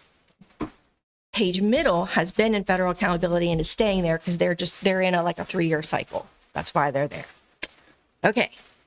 So let me explain a little bit about how TSI got selected. And this is where it starts to get really tricky. Okay. Go ahead, next slide, please. Okay, so the first step was this. You know how when we look at state accreditation, we look at the different subgroups. So it'll tell you how your students, all your students are doing, but then it'll say, this is how your students with disabilities are performing and your EL students and so on and so on. Subgroups were looked at across this way for federal as well. There are interim progress measures that are set at the federal level. Again, they're different like pass rates, if you will, than the state. And each subgroup has its own. So what those progress measures are for one subgroup of students is probably not the same as what that goal is for the next subgroup of students. And they looked back at that over the past 2 years. That was the first kind of hurdle, if you will. The next one was they measure growth. So as we've talked about that with the state, you heard the principals talk about the growth assessments. They look to see, okay, that student may not have passed the SOL test, but did they improve from where they were last year? And they say, okay, good, that student showed growth, and that's in your calculation. So what the federal data did is they looked at that for all schools, plotted everybody together across the Commonwealth, and then said, if you were in the lower 2 quartiles, that identifies you. So you don't know where you are because you don't know where everybody else is, right? Until it all gets mapped out. Okay. The bottom part was the descriptions, but I think I kind of hit that. Okay. They also do this for chronic absenteeism, by the way, all the different factors. Tonight, I'm going to give you an example related to academics, though, again, just to help. So I told you we had multiple schools that had this designation. I picked one of them. I'm just not saying which one it is right now, but this is data from one of our schools to help explain how they got this designation. 2 years worth of data, right? So the left-hand column that you see there is the math rate, the math pass rate using the rules that the federal government sets for saying this is your percentage of students that passed. Okay. So in 21-22, remember that was our first year students really coming back. Mm-hmm. You heard Ms. Dodson earlier talk about, remember her chronic absenteeism rates and how much they've improved. So you can just picture what that was like then. The pass rate was 37.43. 1 year later, right below that, look at what the pass rate was. Now, it's still not where we want to be, but that's a significant percent increase in 1 year. And we've been saying that all along, that our schools are moving in the right direction, okay? The second column there is what the actual federal rate was for that subgroup. So the federal rate was saying, okay, here's yours, but we were expecting 79% and 80% over the past 2 years. And every year, that goes up a little bit more. Compare that, football and a soccer game, to the state calculations in the next column. The state said in 21-22 that without growth, we were at 42%. A little bit higher, and that's because of the calculation differences, the way they do it. They threw growth in, and it was 72%, when the goal for the state is 70%. So guess what color they were on their accreditation sheet? Green. Yeah. Mm-hmm. Next one down. This last year, it was 69% without growth. With it, 85. Again, green. So no, they didn't meet the 79 and 80 federal subgroup rate. Do we want to do better? Always. Mm-hmm. But it's important. Context is important. So our first and foremost goal always is we want students to be successful and pass the SOL test outright. But the reality is this is the way some of those things work for Calculate, and what we're mainly looking at is comparing percent change from year to year. All right, so that was just kind of step one. Then they took that school and they zoomed in a little closer, and that's this next graph. So same subgroup of students we're talking about. They looked just at last year's data. I should have put that on here. Caveat, this is just last year because it's only 1 year's worth.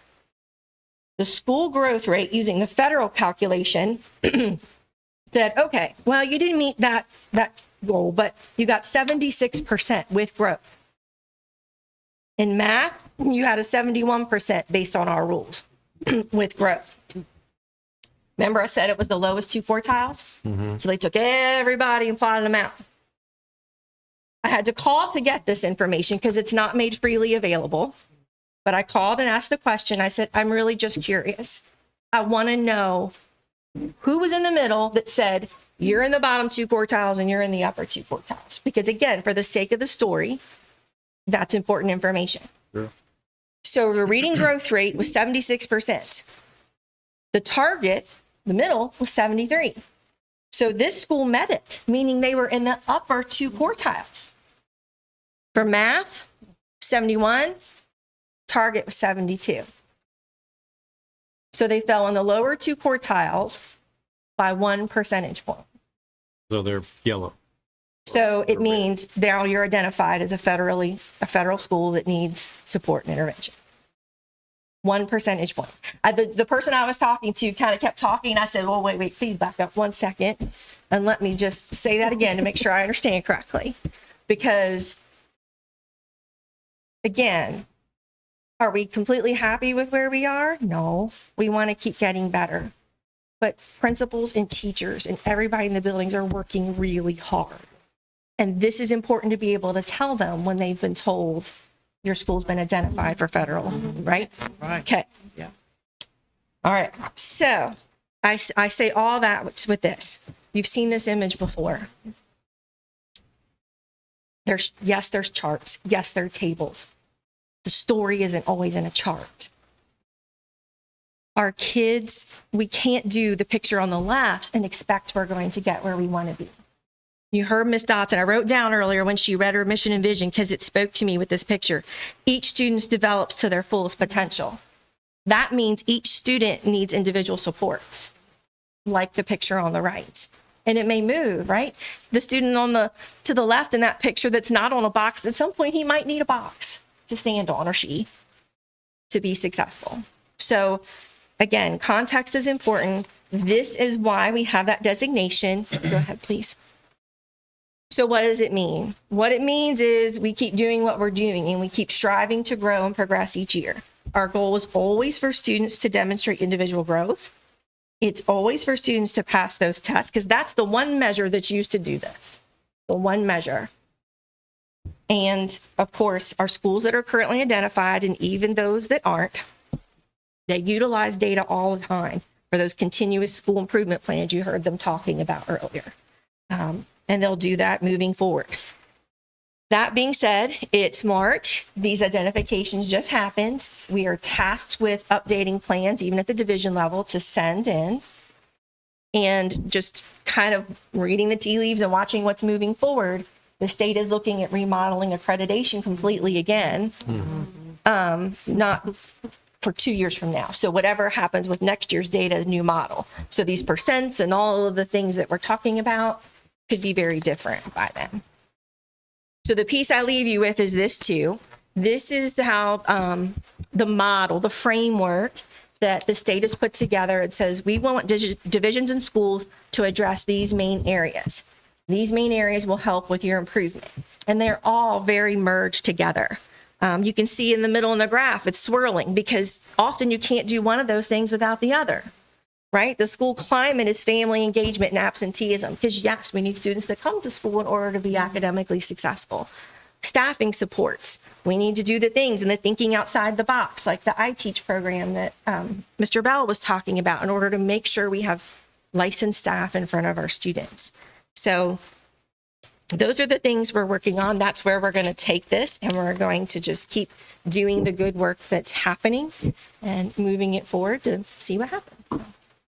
What other questions do you have? I just have one. Do you know, or do you think that, like the new accreditation, will they actually talk to schoolhouses to get input instead of just bringing some of these things in and throwing them in the pot? Because that's what's been done in the past as far as I'm concerned. Laughing at it. I mean, they didn't talk to anybody. And, Yeah. So, I mean. Well, I think sometimes what they'll probably do, Dr. Fox probably knows, often, sometimes DOE folks come to the superintendent's meetings and talk to superintendents or seek their feedback, one. Two, when it comes even to new standards, they often do like town hall meetings where public comment, anybody can, either come or submit something online. So that's probably the model that would occur. I do anticipate that they might make it shift more towards the federal model Maybe get some lobby support out of VSBA. That, all of that's good to advocate for the things that we know. So on a state level, our percentages are good. It's the federal level. Yeah, and on the state, there's still places we need to improve, right? Sure, right. I mean, we still have some yellows academically in certain areas. We still have some level threes, that's mostly chronic absenteeism. But by comparison, we're closer to the state expectations than the federal. And that's why I say I feel like the state's going to try to align itself more with federal so you don't see that discrepancy, because even in the press release, it was stated something to the effect of like 208 schools, the accreditation with conditions, and then but 247 are now federally identified. So they're noting that imbalance. And this is all just SOL based. Yes. Yes. And I One think, day. yeah, it's important to remember too, the federal target changes every year. The state target has remained the same for the last. Now, again, that might change with the new, but that's a different piece too, the federal. Because again, when it all started with No Child Left Behind, the goal was by 2026, 100% would be passing everything. That was the goal when it was initially came out. So it's been graded to get up to those percentages. So while you're making progress, the bar is continuing. So you have to work harder and harder and harder to reach the bar, which I think her point of this in some ways is deflating for our teachers and our principals. But at the same time, I think the way Ms. Ryman has taken the time to explain it and show it to them, we're not that far off. Like one of the questions I had for her is that 1%, how many kids is that? We can tell that. And when you say to a teacher, it's 3 kids or it's 5 kids, I can do that. But if you say, it's when you look at a percentage of I've got to get to 80 and I'm only at 68, that's definitely deflating. But when you take the time and look at it, it might only be 5 or 6 kids in that subject, maybe. Well, and I told Dr. Fox after calling and asking questions and hearing about that 1%, my mind just, all these other questions started popping. And even outside of us, I wondered if the 72 was the 50 and we were 71, how many other schools that were selected were that close? Right. Right? Like it just made me wonder about these questions. It also seems like our model did not take into consideration the fact that we were coming out of a COVID pandemic. So that they mandate. Exactly. Correct. Yeah. Everything that they created. But I'm going to digress from that. Well, and not only that, but I mean, I think as a parent and you see your children and staff under a lot of pressure with SOL. And I think that not just our students, but also our staff need to know that they have worked very hard and that you're doing really well. And you can be making an excellent grade and doing very well in class and still turn around and fail your SOL. Yes. And I think that it's absurd to scale a system that way, but that's what we're dealing with. So everybody just keep working in the right direction. You're doing good. Thank you. What would be cool is that all your improvement plans for each school is an easy correlation to get this fixed. Absolutely. And You they would say, hey, do. we're heading in the right, we know we're heading. And that's what they do, right? So let's just say that one of our, because we know science was an area, right? Right. So multiple of our schools have written goals for themselves on how they're going to increase their science scores. So they're not just arbitrary goals, they're based on the data that they're given. And it may shift from year to year. Right. And so for these summer programs that you all have for students, to help them improve, is that optional? I mean, they have to choose to do this. That you can't. Yes. I mean, again, we can really strongly encourage, and that's about relationships, really, is what that comes down to, right?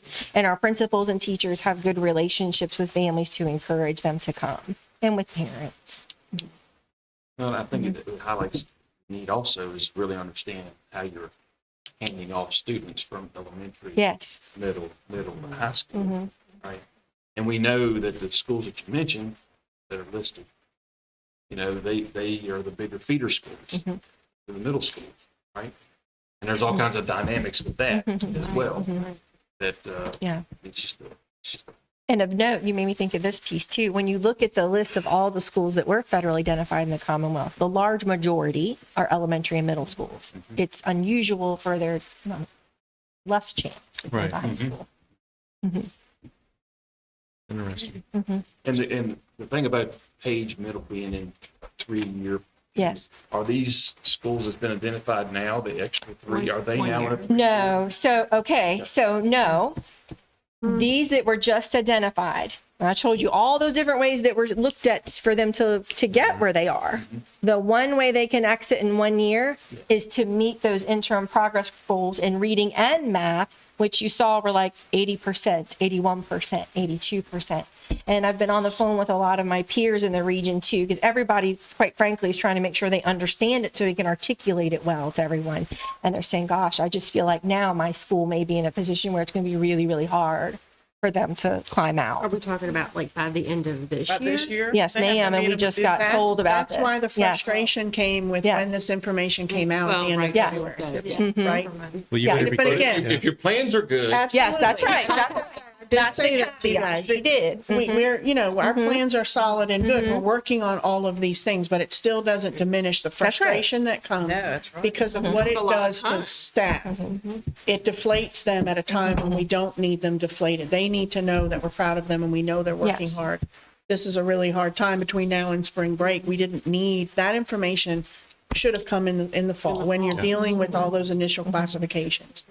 Well, you modeled it well, you could sell it. No, Be thank you. careful, you may Tried. be.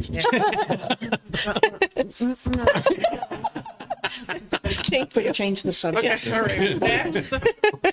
Good job. government forced this chaos upon us, Yeah, absolutely. and we're digging out of it. No, seriously, that was a good, that's a very difficult subject. Yeah, you did a good job on I it. think The it's, teacher in there. yeah, the math teacher. And of course, we appreciate that. Oh, sure. Very Thank you much. very much. You're very welcome. After that, I might have to do about 12. Yeah. Dr. Fox, school board student representative. Yeah, whew, okay. Sorry. No, good job, good job. I'm proud of you.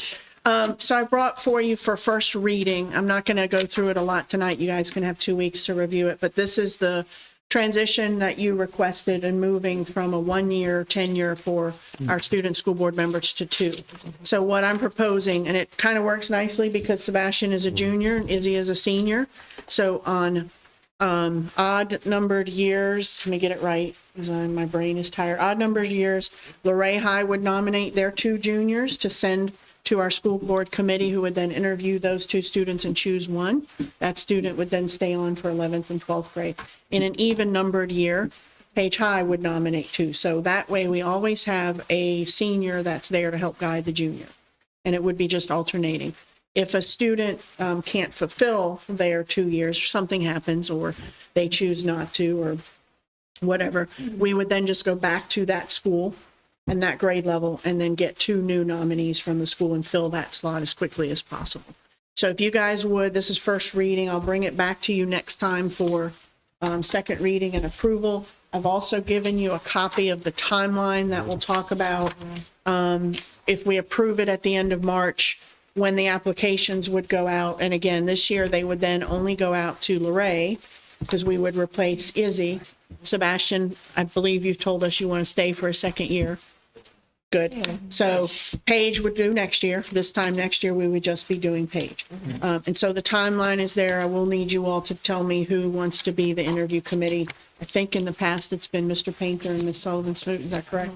Just need to know that so we can get dates set up for when we make sure you have those applications, with the goal then at the May 23rd school board meeting, we'll recognize our outgoing and welcome in our new, and then their tenure doesn't start until July 1. And then we've written into the policy too, added in that we'll meet with them in August to go through what their roles and responsibilities are, like we did with Sebastian. Okay, just let me know if you have any questions about that, but again, I'll bring it back to you in 2 weeks. Okay? Yep. Superintendent's update. Yep, and I'll move fast because I do have a couple of duplicates of some things in terms of thank yous, and then I want to give you a budget update and talk about federal COVID.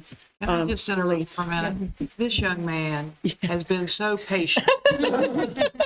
And you're here for government class, is that right? I thought so too, yeah. Can someone, if he needs to go home and do homework, can we sign him and give him extra points for sitting and bearing all this. Bless his heart. Yeah, you chose one of the longer you ones, did. but Yeah, I think good he was job. enjoying it. yeah. You're welcome to stay.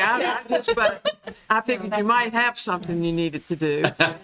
Like bedtime. Very soon. I know. Bless your Thank you heart. for supporting him and bringing him. Yes. Thanh you. He has been fighting a fit. Oh, Because he also went to the job fair today. Oh, my, yeah. oh, cool. His mother was working out there on the farm. Okay. Oh, nice. He went out to help and see what was going Nice. Cool. Excellent. on. And I don't know who's responsible for that. The only comment that she really knows, she's responsible application for work. This time. These children did not know how to speak Finnish. It was unreadable. And they left no time. Good feedback. Yeah, very good Yeah. I feedback. think she's going to try to get a just in case she didn't. Yeah, tell her to call up here. We'll talk with her and get some more information and connect her with the right people. Yeah. Thank you. Thank you. Thank you. Very much. Enjoy your night. And no, we can't sign your paper for you to go home. Are you sure? Yeah, yeah. It's part of that commitment when you say, I will and I will want to do. You get to do this work, right? So again, I also have a thank you to everybody who read and implemented our Read Across America across all of the schools. There were different things going on and a lot of good things happening. So thank you to everybody who played a part in that. Also, a thank you to the job fair folks today. I got a chance to go over there and it was bustling this afternoon. There were kids everywhere. There were kids in audio goggles doing knee surgery and writing resumes. Others were talking with commissioners and interviewing or going to the different booths. So it was a really great experience. So thank you to everybody who did all the hard work to make that happen. Appreciative to the Luray Chamber of Commerce and the EDA for their work and helping with all of that. Just a quick update on the budget. The General Assembly did adjourn on Saturday and they did pass a budget. Woohoo, we're going to celebrate that. It wasn't a skinny budget, it was a budget. So it now is in the hands of the governor for him to decide, is he going to approve it, adopt it, or is he going to make some revisions and send it back? This round of budget put us sort of in the middle where we were hoping to be between the state, the Senate and the House. We don't have official numbers. We have some sort of preliminary numbers, but nothing official. So we're not going to share those yet until we get official numbers. But it sort of landed us there. Things that we can share is that there is a 3% salary increase with funding included in both years of the biennium. So that's great news. So that'll help our locality in terms of some of that funding will come from the state. There are changes to the English language learner staffer ratios. Ms. Ryman is working through those. It's now more of a tiered approach. There are changes to the at-risk add-on funding, which is just pushing more money towards us, and then restoring that general fund payment in lieu of sales tax, which was important because we did lose some significant funding there. So next steps in terms of that, we're going to await the governor's decision with respect to the budget and where he lands with it. We don't have a timeline on that. We are also awaiting a new calculation tool from VDOE. We're not sure if they're going to wait till the end and to see what the governor does or whether they're going to give us one based on the approved budget from the Senate and the House. Last year they did, sort of as an intermediate, but it was also because of that skinny budget. So we're not sure yet. Once we get that, we can start cranking some numbers. Patty will do all that work with the ADM that we talked about in the past. Just as a reminder to you all and everyone that next Thursday night we'll be presenting in front of the Board of Supervisors at their work session. Our budget proposal, we've already met with Ms. Moeller and Mr. Olson, so they know. They have those numbers, but we'll make a formal presentation. That's after we come back from. Yeah, it's after.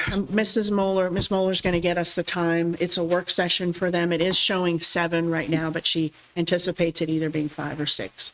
But she'll let us know as soon as that time is set. And then we'll come back to you on the 28th for approval of our budget. It may look just like what we did last time with the proposed, because if there isn't any movement with the state budget, it may just have to be that you approve that as is. And then we'll wait, see, and then when we do our final adoption of the budget, might be some different numbers there, might not. But we can always come back then and amend as we need to. Okay. Any questions about budget? Okay. So one of the things we had talked about previously that we said we would bring you information on is what were some of the things that we spent our federal COVID relief funding on. So we've just got a few slides here, and I'll forward you guys a handout that has this in a document so you can see it. But essentially, just remember that some of these funds were tied to specific allocations or criteria. Like the grant said it can only be used for unfinished learning, or it can only be used for before school or summer programming. So those things had to be specific for those programs. Other were more general, and you could, create your different categories. Things like the ESSER 3, which was one of the larger ones, you had to have 20% of that tied to instruction. The other 80% could be used for other things. That's why we did so much of that HVAC work with that grant. Funds are intended, again, to be one-time spending with finite spend by date. So almost all of them are going to be done by June of this year. You'll see as we talk about each grant, you'll see when it expired or when it's about to expire. So by the end of this summer, we will have exhausted all of these grants. So I tell them all the time, it's been nice as a superintendent to say, oh, we'll cover that with ESSER. We don't have that luxury anymore. So in some ways, it makes our work a little more challenging. But it also means on the back end, we don't have all of these grants that we're managing. So some staff time will be freed up because their back end of managing these grants is very time consuming to do them because it is federal money. And so we've tried to be very judicious on how we've spent it and where we've spent it. So the first one that expired in June of 2022 was CARES, or what was called ESSER 1. And it was around $725,000 for the division. And that was spent, an immediate need was the one-to-one. So that was spent primarily on your Chromebooks, online learning platforms, hardware, webcams, and iPads. That was to get through the initial part of COVID where everybody was at home, and then with the hybrid days where you might have been in two or you might have been at home virtually. So that got us to the one-to-one. Our challenge now looking ahead is still managing the one-to-one without federal funds. So those devices will eventually have to be replaced. We have a plan, Mr. Samples, that they're working on that 7-year rotation plan. COVID-19 supplies, you'll see that throughout, and almost all of them, those wipes and gloves and masks, the plexiglass barriers that were put up, all those things were purchased with federal funds. Special education paid some additional stipends because at that time, we still had to provide services to students. So there were additional things that special ed teachers had to do. And we had to do some professional learning, not only with special ed teachers, but with our teachers. How do you teach online, right? Because most of our staff weren't accustomed to that. So there was money pushed into professional development. And then lots of instructional materials, things that we could use in the online environment. So we purchased some power standards types of things that had been developed by some other divisions and utilized those for teachers. The second one was the American Rescue Plan ESSER 2, and those funds expired last summer in June of 2023, and that was about $2.8 million. Again, much of this was spent on technology, so the Promethean panels, so all of these that you see across the division, almost $1 million was spent on those and the implementation of those. Again, more Chromebooks and the learning management system, the renewals of Schoology, which is our online learning platform that we use with students. Hazard pay, if you recall my first year as a superintendent, everybody received hazard pay. Curriculum writing to address that unfinished learning. You had to take those standards, and if you were only seeing kids in person 2 days a week, you had to revamp how you were teaching and what you were doing, and then you'd send kids home for the rest of the week with other stuff. So that was a tremendous piece for teachers to have to navigate. Right. So we paid some extra stipends to help take those SOLs and get them to be more manageable. Playground equipment for the elementary schools. You'll see all the elementary schools have brand new playground equipment. That was a blessing in disguise for us as a small rural division to be able to do that. There were some meals for extended school programs and for kids that were home on doing the virtual programming, outdoor seating. Your middle schools and your high schools got picnic tables, things like that. Again, those COVID-19, the masks, the gloves, the wipes, all that stuff. Summer programs, so we did use some of this ESSER 2 funding for things like transportation. You still have to have that to get the kids to school. And paying for instructional aides, nurses in the buildings, because when we have that many kids in the building, you still need to have a nurse. And then part-time school-based therapists, which is our partnership with Northwestern. Fingers crossed, we think they now have found somebody. Again, March. But hey, we'll take it. So that again, that's a referral-based thing, but it's a part-time partnership, so we paid for that out of ESSER 2. And then we did end up purchasing a car with some, at the end of last summer, a little bit that was left, we used that to purchase a car. Gears funding expired in June of 2022, about $159,000. Added some components to Power School to help with the scheduling to accommodate those hybrid schedules. Kids in 2 days, out 3, you still had to take attendance and things like that. Presence Learning was the online school psychologist and services that we needed there. Technology, again, for the remote learning, additional webcams. We purchased different devices to help with maybe some of the students with special needs, things like that. And then again, COVID and those health and mitigation supplies. And then probably the bigger one, the one you're most familiar with, we probably talk about the most, is the ESSER 3. So that's the ARP ESSER 3, about $6.3 million. $4 million of that was allocated towards all of the HVAC upgrades that you've seen across the division. And some of it had to be isolated. You had to have 20% of that for instructional things. So we have to be very careful with that one and make sure we keep that 20%. So that was, we used that for staffing things, for software, different online programs that we might have, assessment software, things like that. Edgenuity, and in my first year here as a superintendent, we still had some kids that were virtual.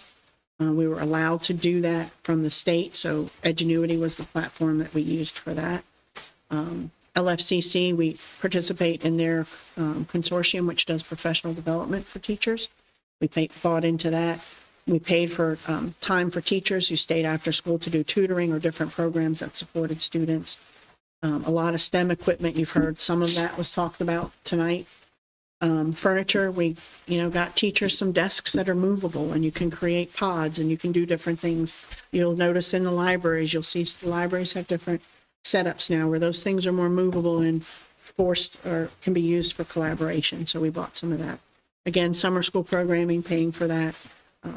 Health and mitigation strategies in 2021-22, we had that COVID-19 liaison position that was critical because it was so challenging that year with, we still had all the quarantine in place. You had schools that were closing. We had to monitor those things every day. So that position was critical.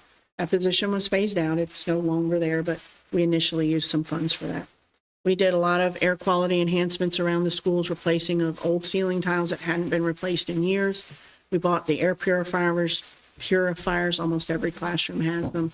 Cafeterias and bigger spaces have bigger ones. Those are still going and being used, so they'll continue to be kept up as long as they're there. And we did manage to get a school bus out of ESSER 3. We're thinking with the money that we have, we're going to likely be able to get some additional vehicles as well. So you'll probably see some purchase orders coming through at the next meeting for some additional vehicles that we'll get out of ESSER 3.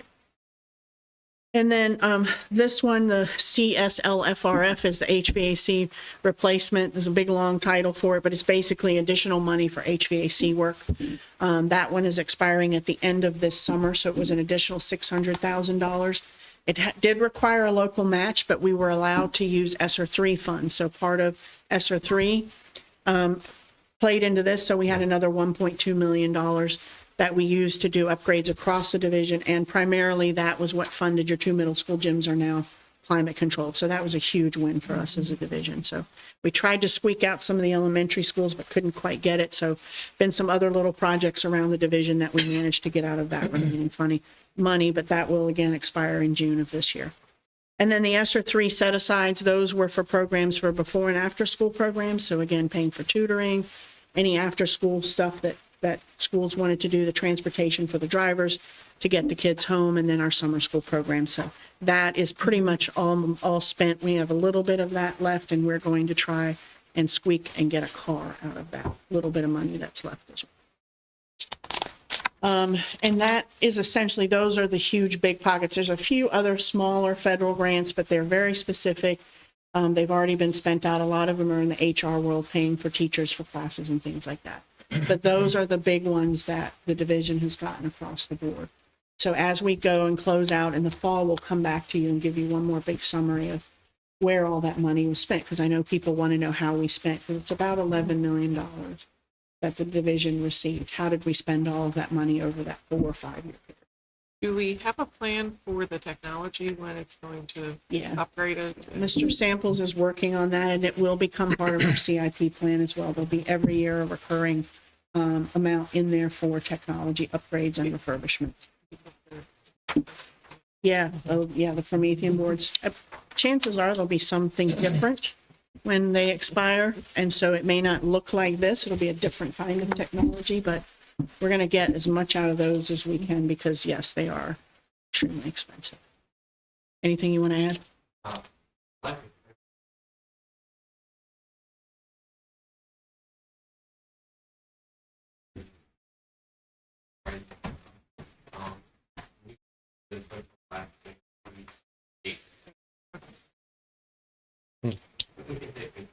Yes. Any other questions about grants? Last thing I have for you tonight is just a reminder, or join us if you're not aware of this. But Dr. Brooks Gibbs will be here. He's a resiliency sort of motivational speaker talking about thinking differently to help you feel stronger. So it's a community family engagement event sponsored through our community schools grant. So we invite everybody to come out. There'll be two events, one on each end of the county. So, and you don't have to live in Luray to go to the one in Luray. You can go to the one at Page High if you want to. So, but 2 nights next week. So we encourage everybody to try and come and join us for one of those nights. Is that potentially going to conflict with the forum? No, the forum was next week. Sorry, I'm a week ahead, aren't I? Because it's 2 weeks from now. Sorry. The forum was next Tuesday. And they canceled it? We've canceled it and invited everybody to come to this because we think that this will be a good event for everybody that's in the forum. I think what he has to share is universal across all those Good groups. call. So we decided not to bring everybody out 2 or 3 times. So yeah, everybody will join us. We were hoping at the forum to have Dr. Peace from BCU, but we just weren't able to get her to commit.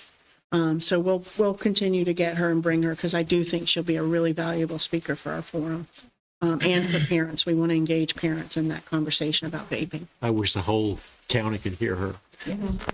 It's, So we're going to continue to try and press to get her. So this will be for our March community forum, and then we'll be back in April with our typical meeting that we have. Any questions?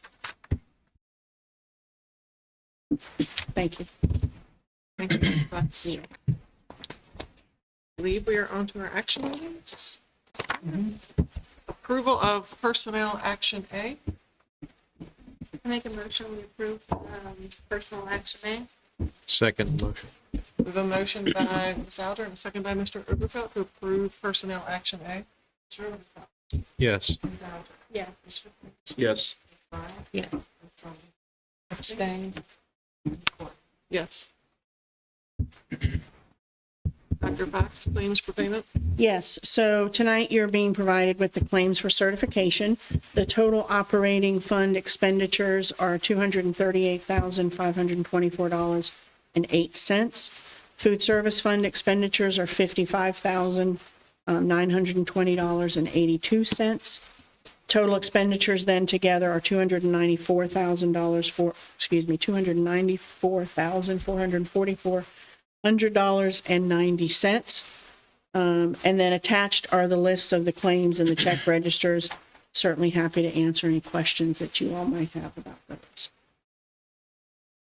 And as you can tell, I'm not used to reading big numbers like Patty. So Patty, I'm sorry. Any questions? Motion that we approve the claims for payment as presented. Second. A motion by Mr. Painter and a second by Mr. Oberfeld to approve the claims for payment as presented. Ms. Alder. Yes. Mr. Painter. Yes. Ms. Bryant. Yes. Mr. Oberfeld. Yes. Ms. Sullivan. Yes. Yes. Dr. Fox, purchase orders over 10,000. Yes, so tonight we are bringing you 10 different purchase orders for your approval.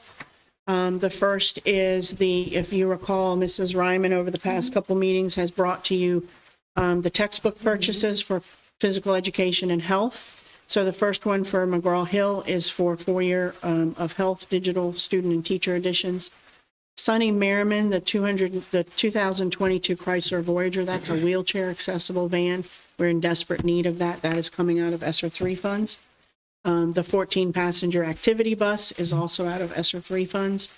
You do not have to have a CDL, so our goal is to get 2 of those and put one of them at each high school, and they have then a ready, accessible vehicle that they as a high school can schedule and use. So while we're getting one right now, our goal is to come back as we start to expend out ESSER 3 and get a second. The commercial ductless system there from Mountain Valley, that is the server room at Page County High School to get the new AC unit in there, keep those things stable. Johnson Controls, this is for some already installed systems to come back and do some repairs or some replacements that are needed for those systems. Goodhart Publishers, again, goes back to the health. That's a 5-year renewal for that for middle school. CPG is our traditional vendor for copy paper. We do 2 orders a year. This is the second one. Typically, we do it this time of year. JMU is for a Van Step program that we're paying for 5 early career teachers to do some mentoring work. Do you want to add anything to that? No, sure. They're just, that's programs offered. We do mentors for year 1, and then this is to help support years 2 and 3, or anyone who might need it. And JMU trains some of our people internally to be coaches. They then support these early career teachers, and then at the end of that successful completion, JMU then in turn pays our coaches a stipend. Good. Excuse me, the 9th one on the list again goes back to the PE and health. That's a 5-year textbook for that. And then the last one is for food services, is purchasing from a local vendor chicken that'll be used to cook in the kitchen. So there'll be pieces, parts, and whole things of chickens, and then they're going to do different recipes.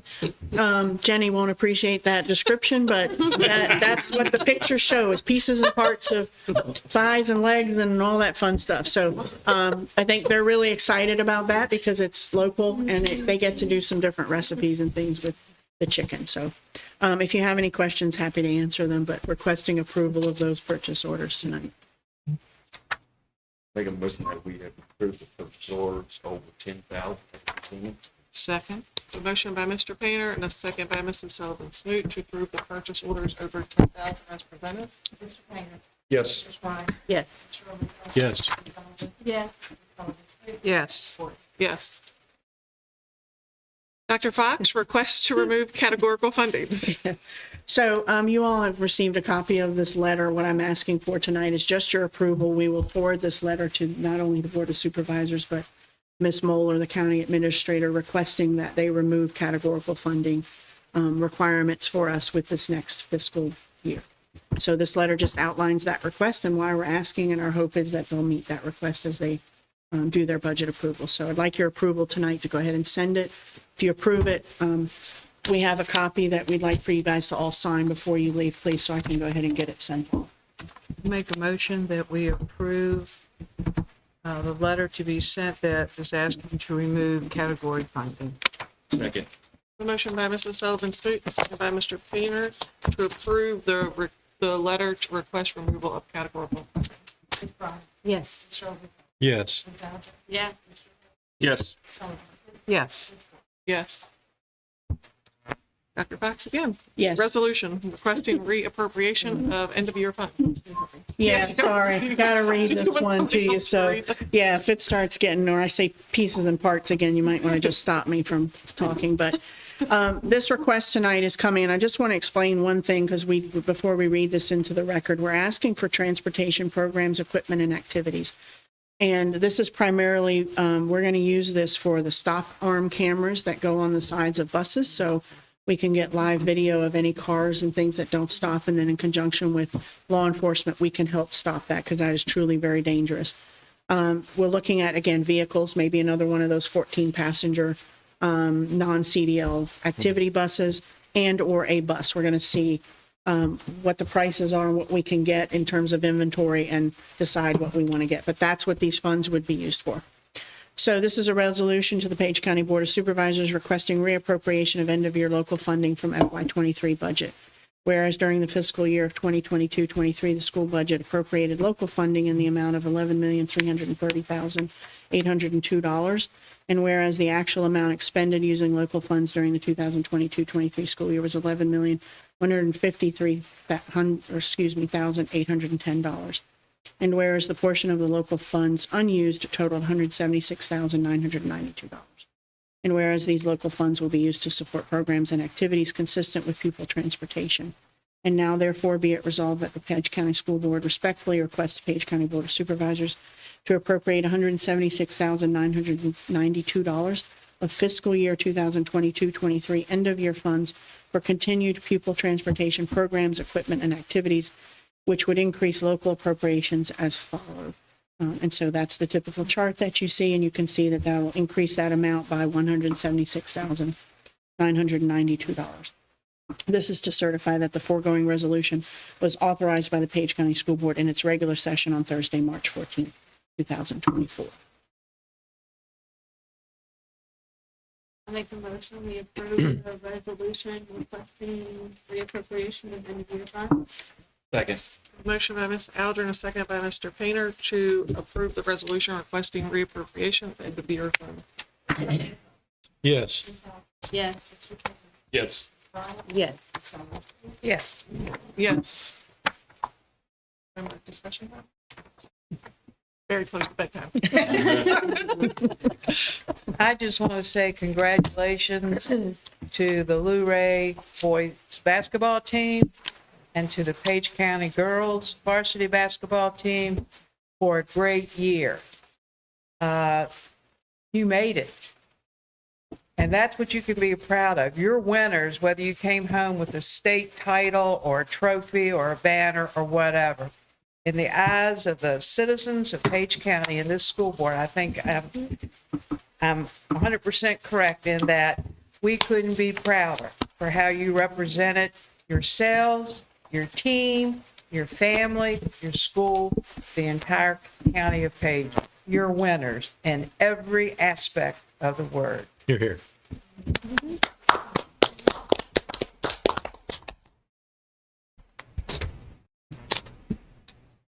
I just want to thank our principals and Mrs. Kine for coming today. I think it's really rejuvenating to hear of all the great things that are happening, and that the great things are happening and they're working. They're showing improvement with our kids. Our kids are coming to schools, they're engaging our family. It's just, that's the breath of fresh air we need sometimes. So I really appreciate them. Well, tonight was a long meeting, but that was worth it. Yep. What's going on and just the conversation. And I really appreciate Dr. Johnson and your group working with the county and how we do these efficiencies. I mean, it's great to have a meeting and come up with that, just a comment, and then we start running with it, just like the community forum, which we're known for as well. And I don't remember having so many participants make all state in girls basketball and the boys basketball. I had 2 from each team. Pretty cool. Really good stuff. But yeah, thanks for the meeting. Thanks for everything everybody's doing. Making a difference. Yeah, Springfield, they're working really hard. That was a joy, and of course the one to Luray Elementary was as well. But yes, I know that Dr. Carroll and Ms. Combs work very well together, and they are using a lot of their personal time to do a lot of things that I think that a lot of people would be very surprised about, and we appreciate that. That is above and beyond. And one of the things that really struck me with Mrs. Dotson, I love the dad of a great student. I think that this is amazing, and I think just overall in general, society needs to really embrace the fact that we need positive male role models. We need more of them. Dads, good men of the community, rise up. Your children need you, and they're watching you. Moms are amazing, and we are the nurturers, and that was our intention. And we need good, strong men and role models. So I just applaud that.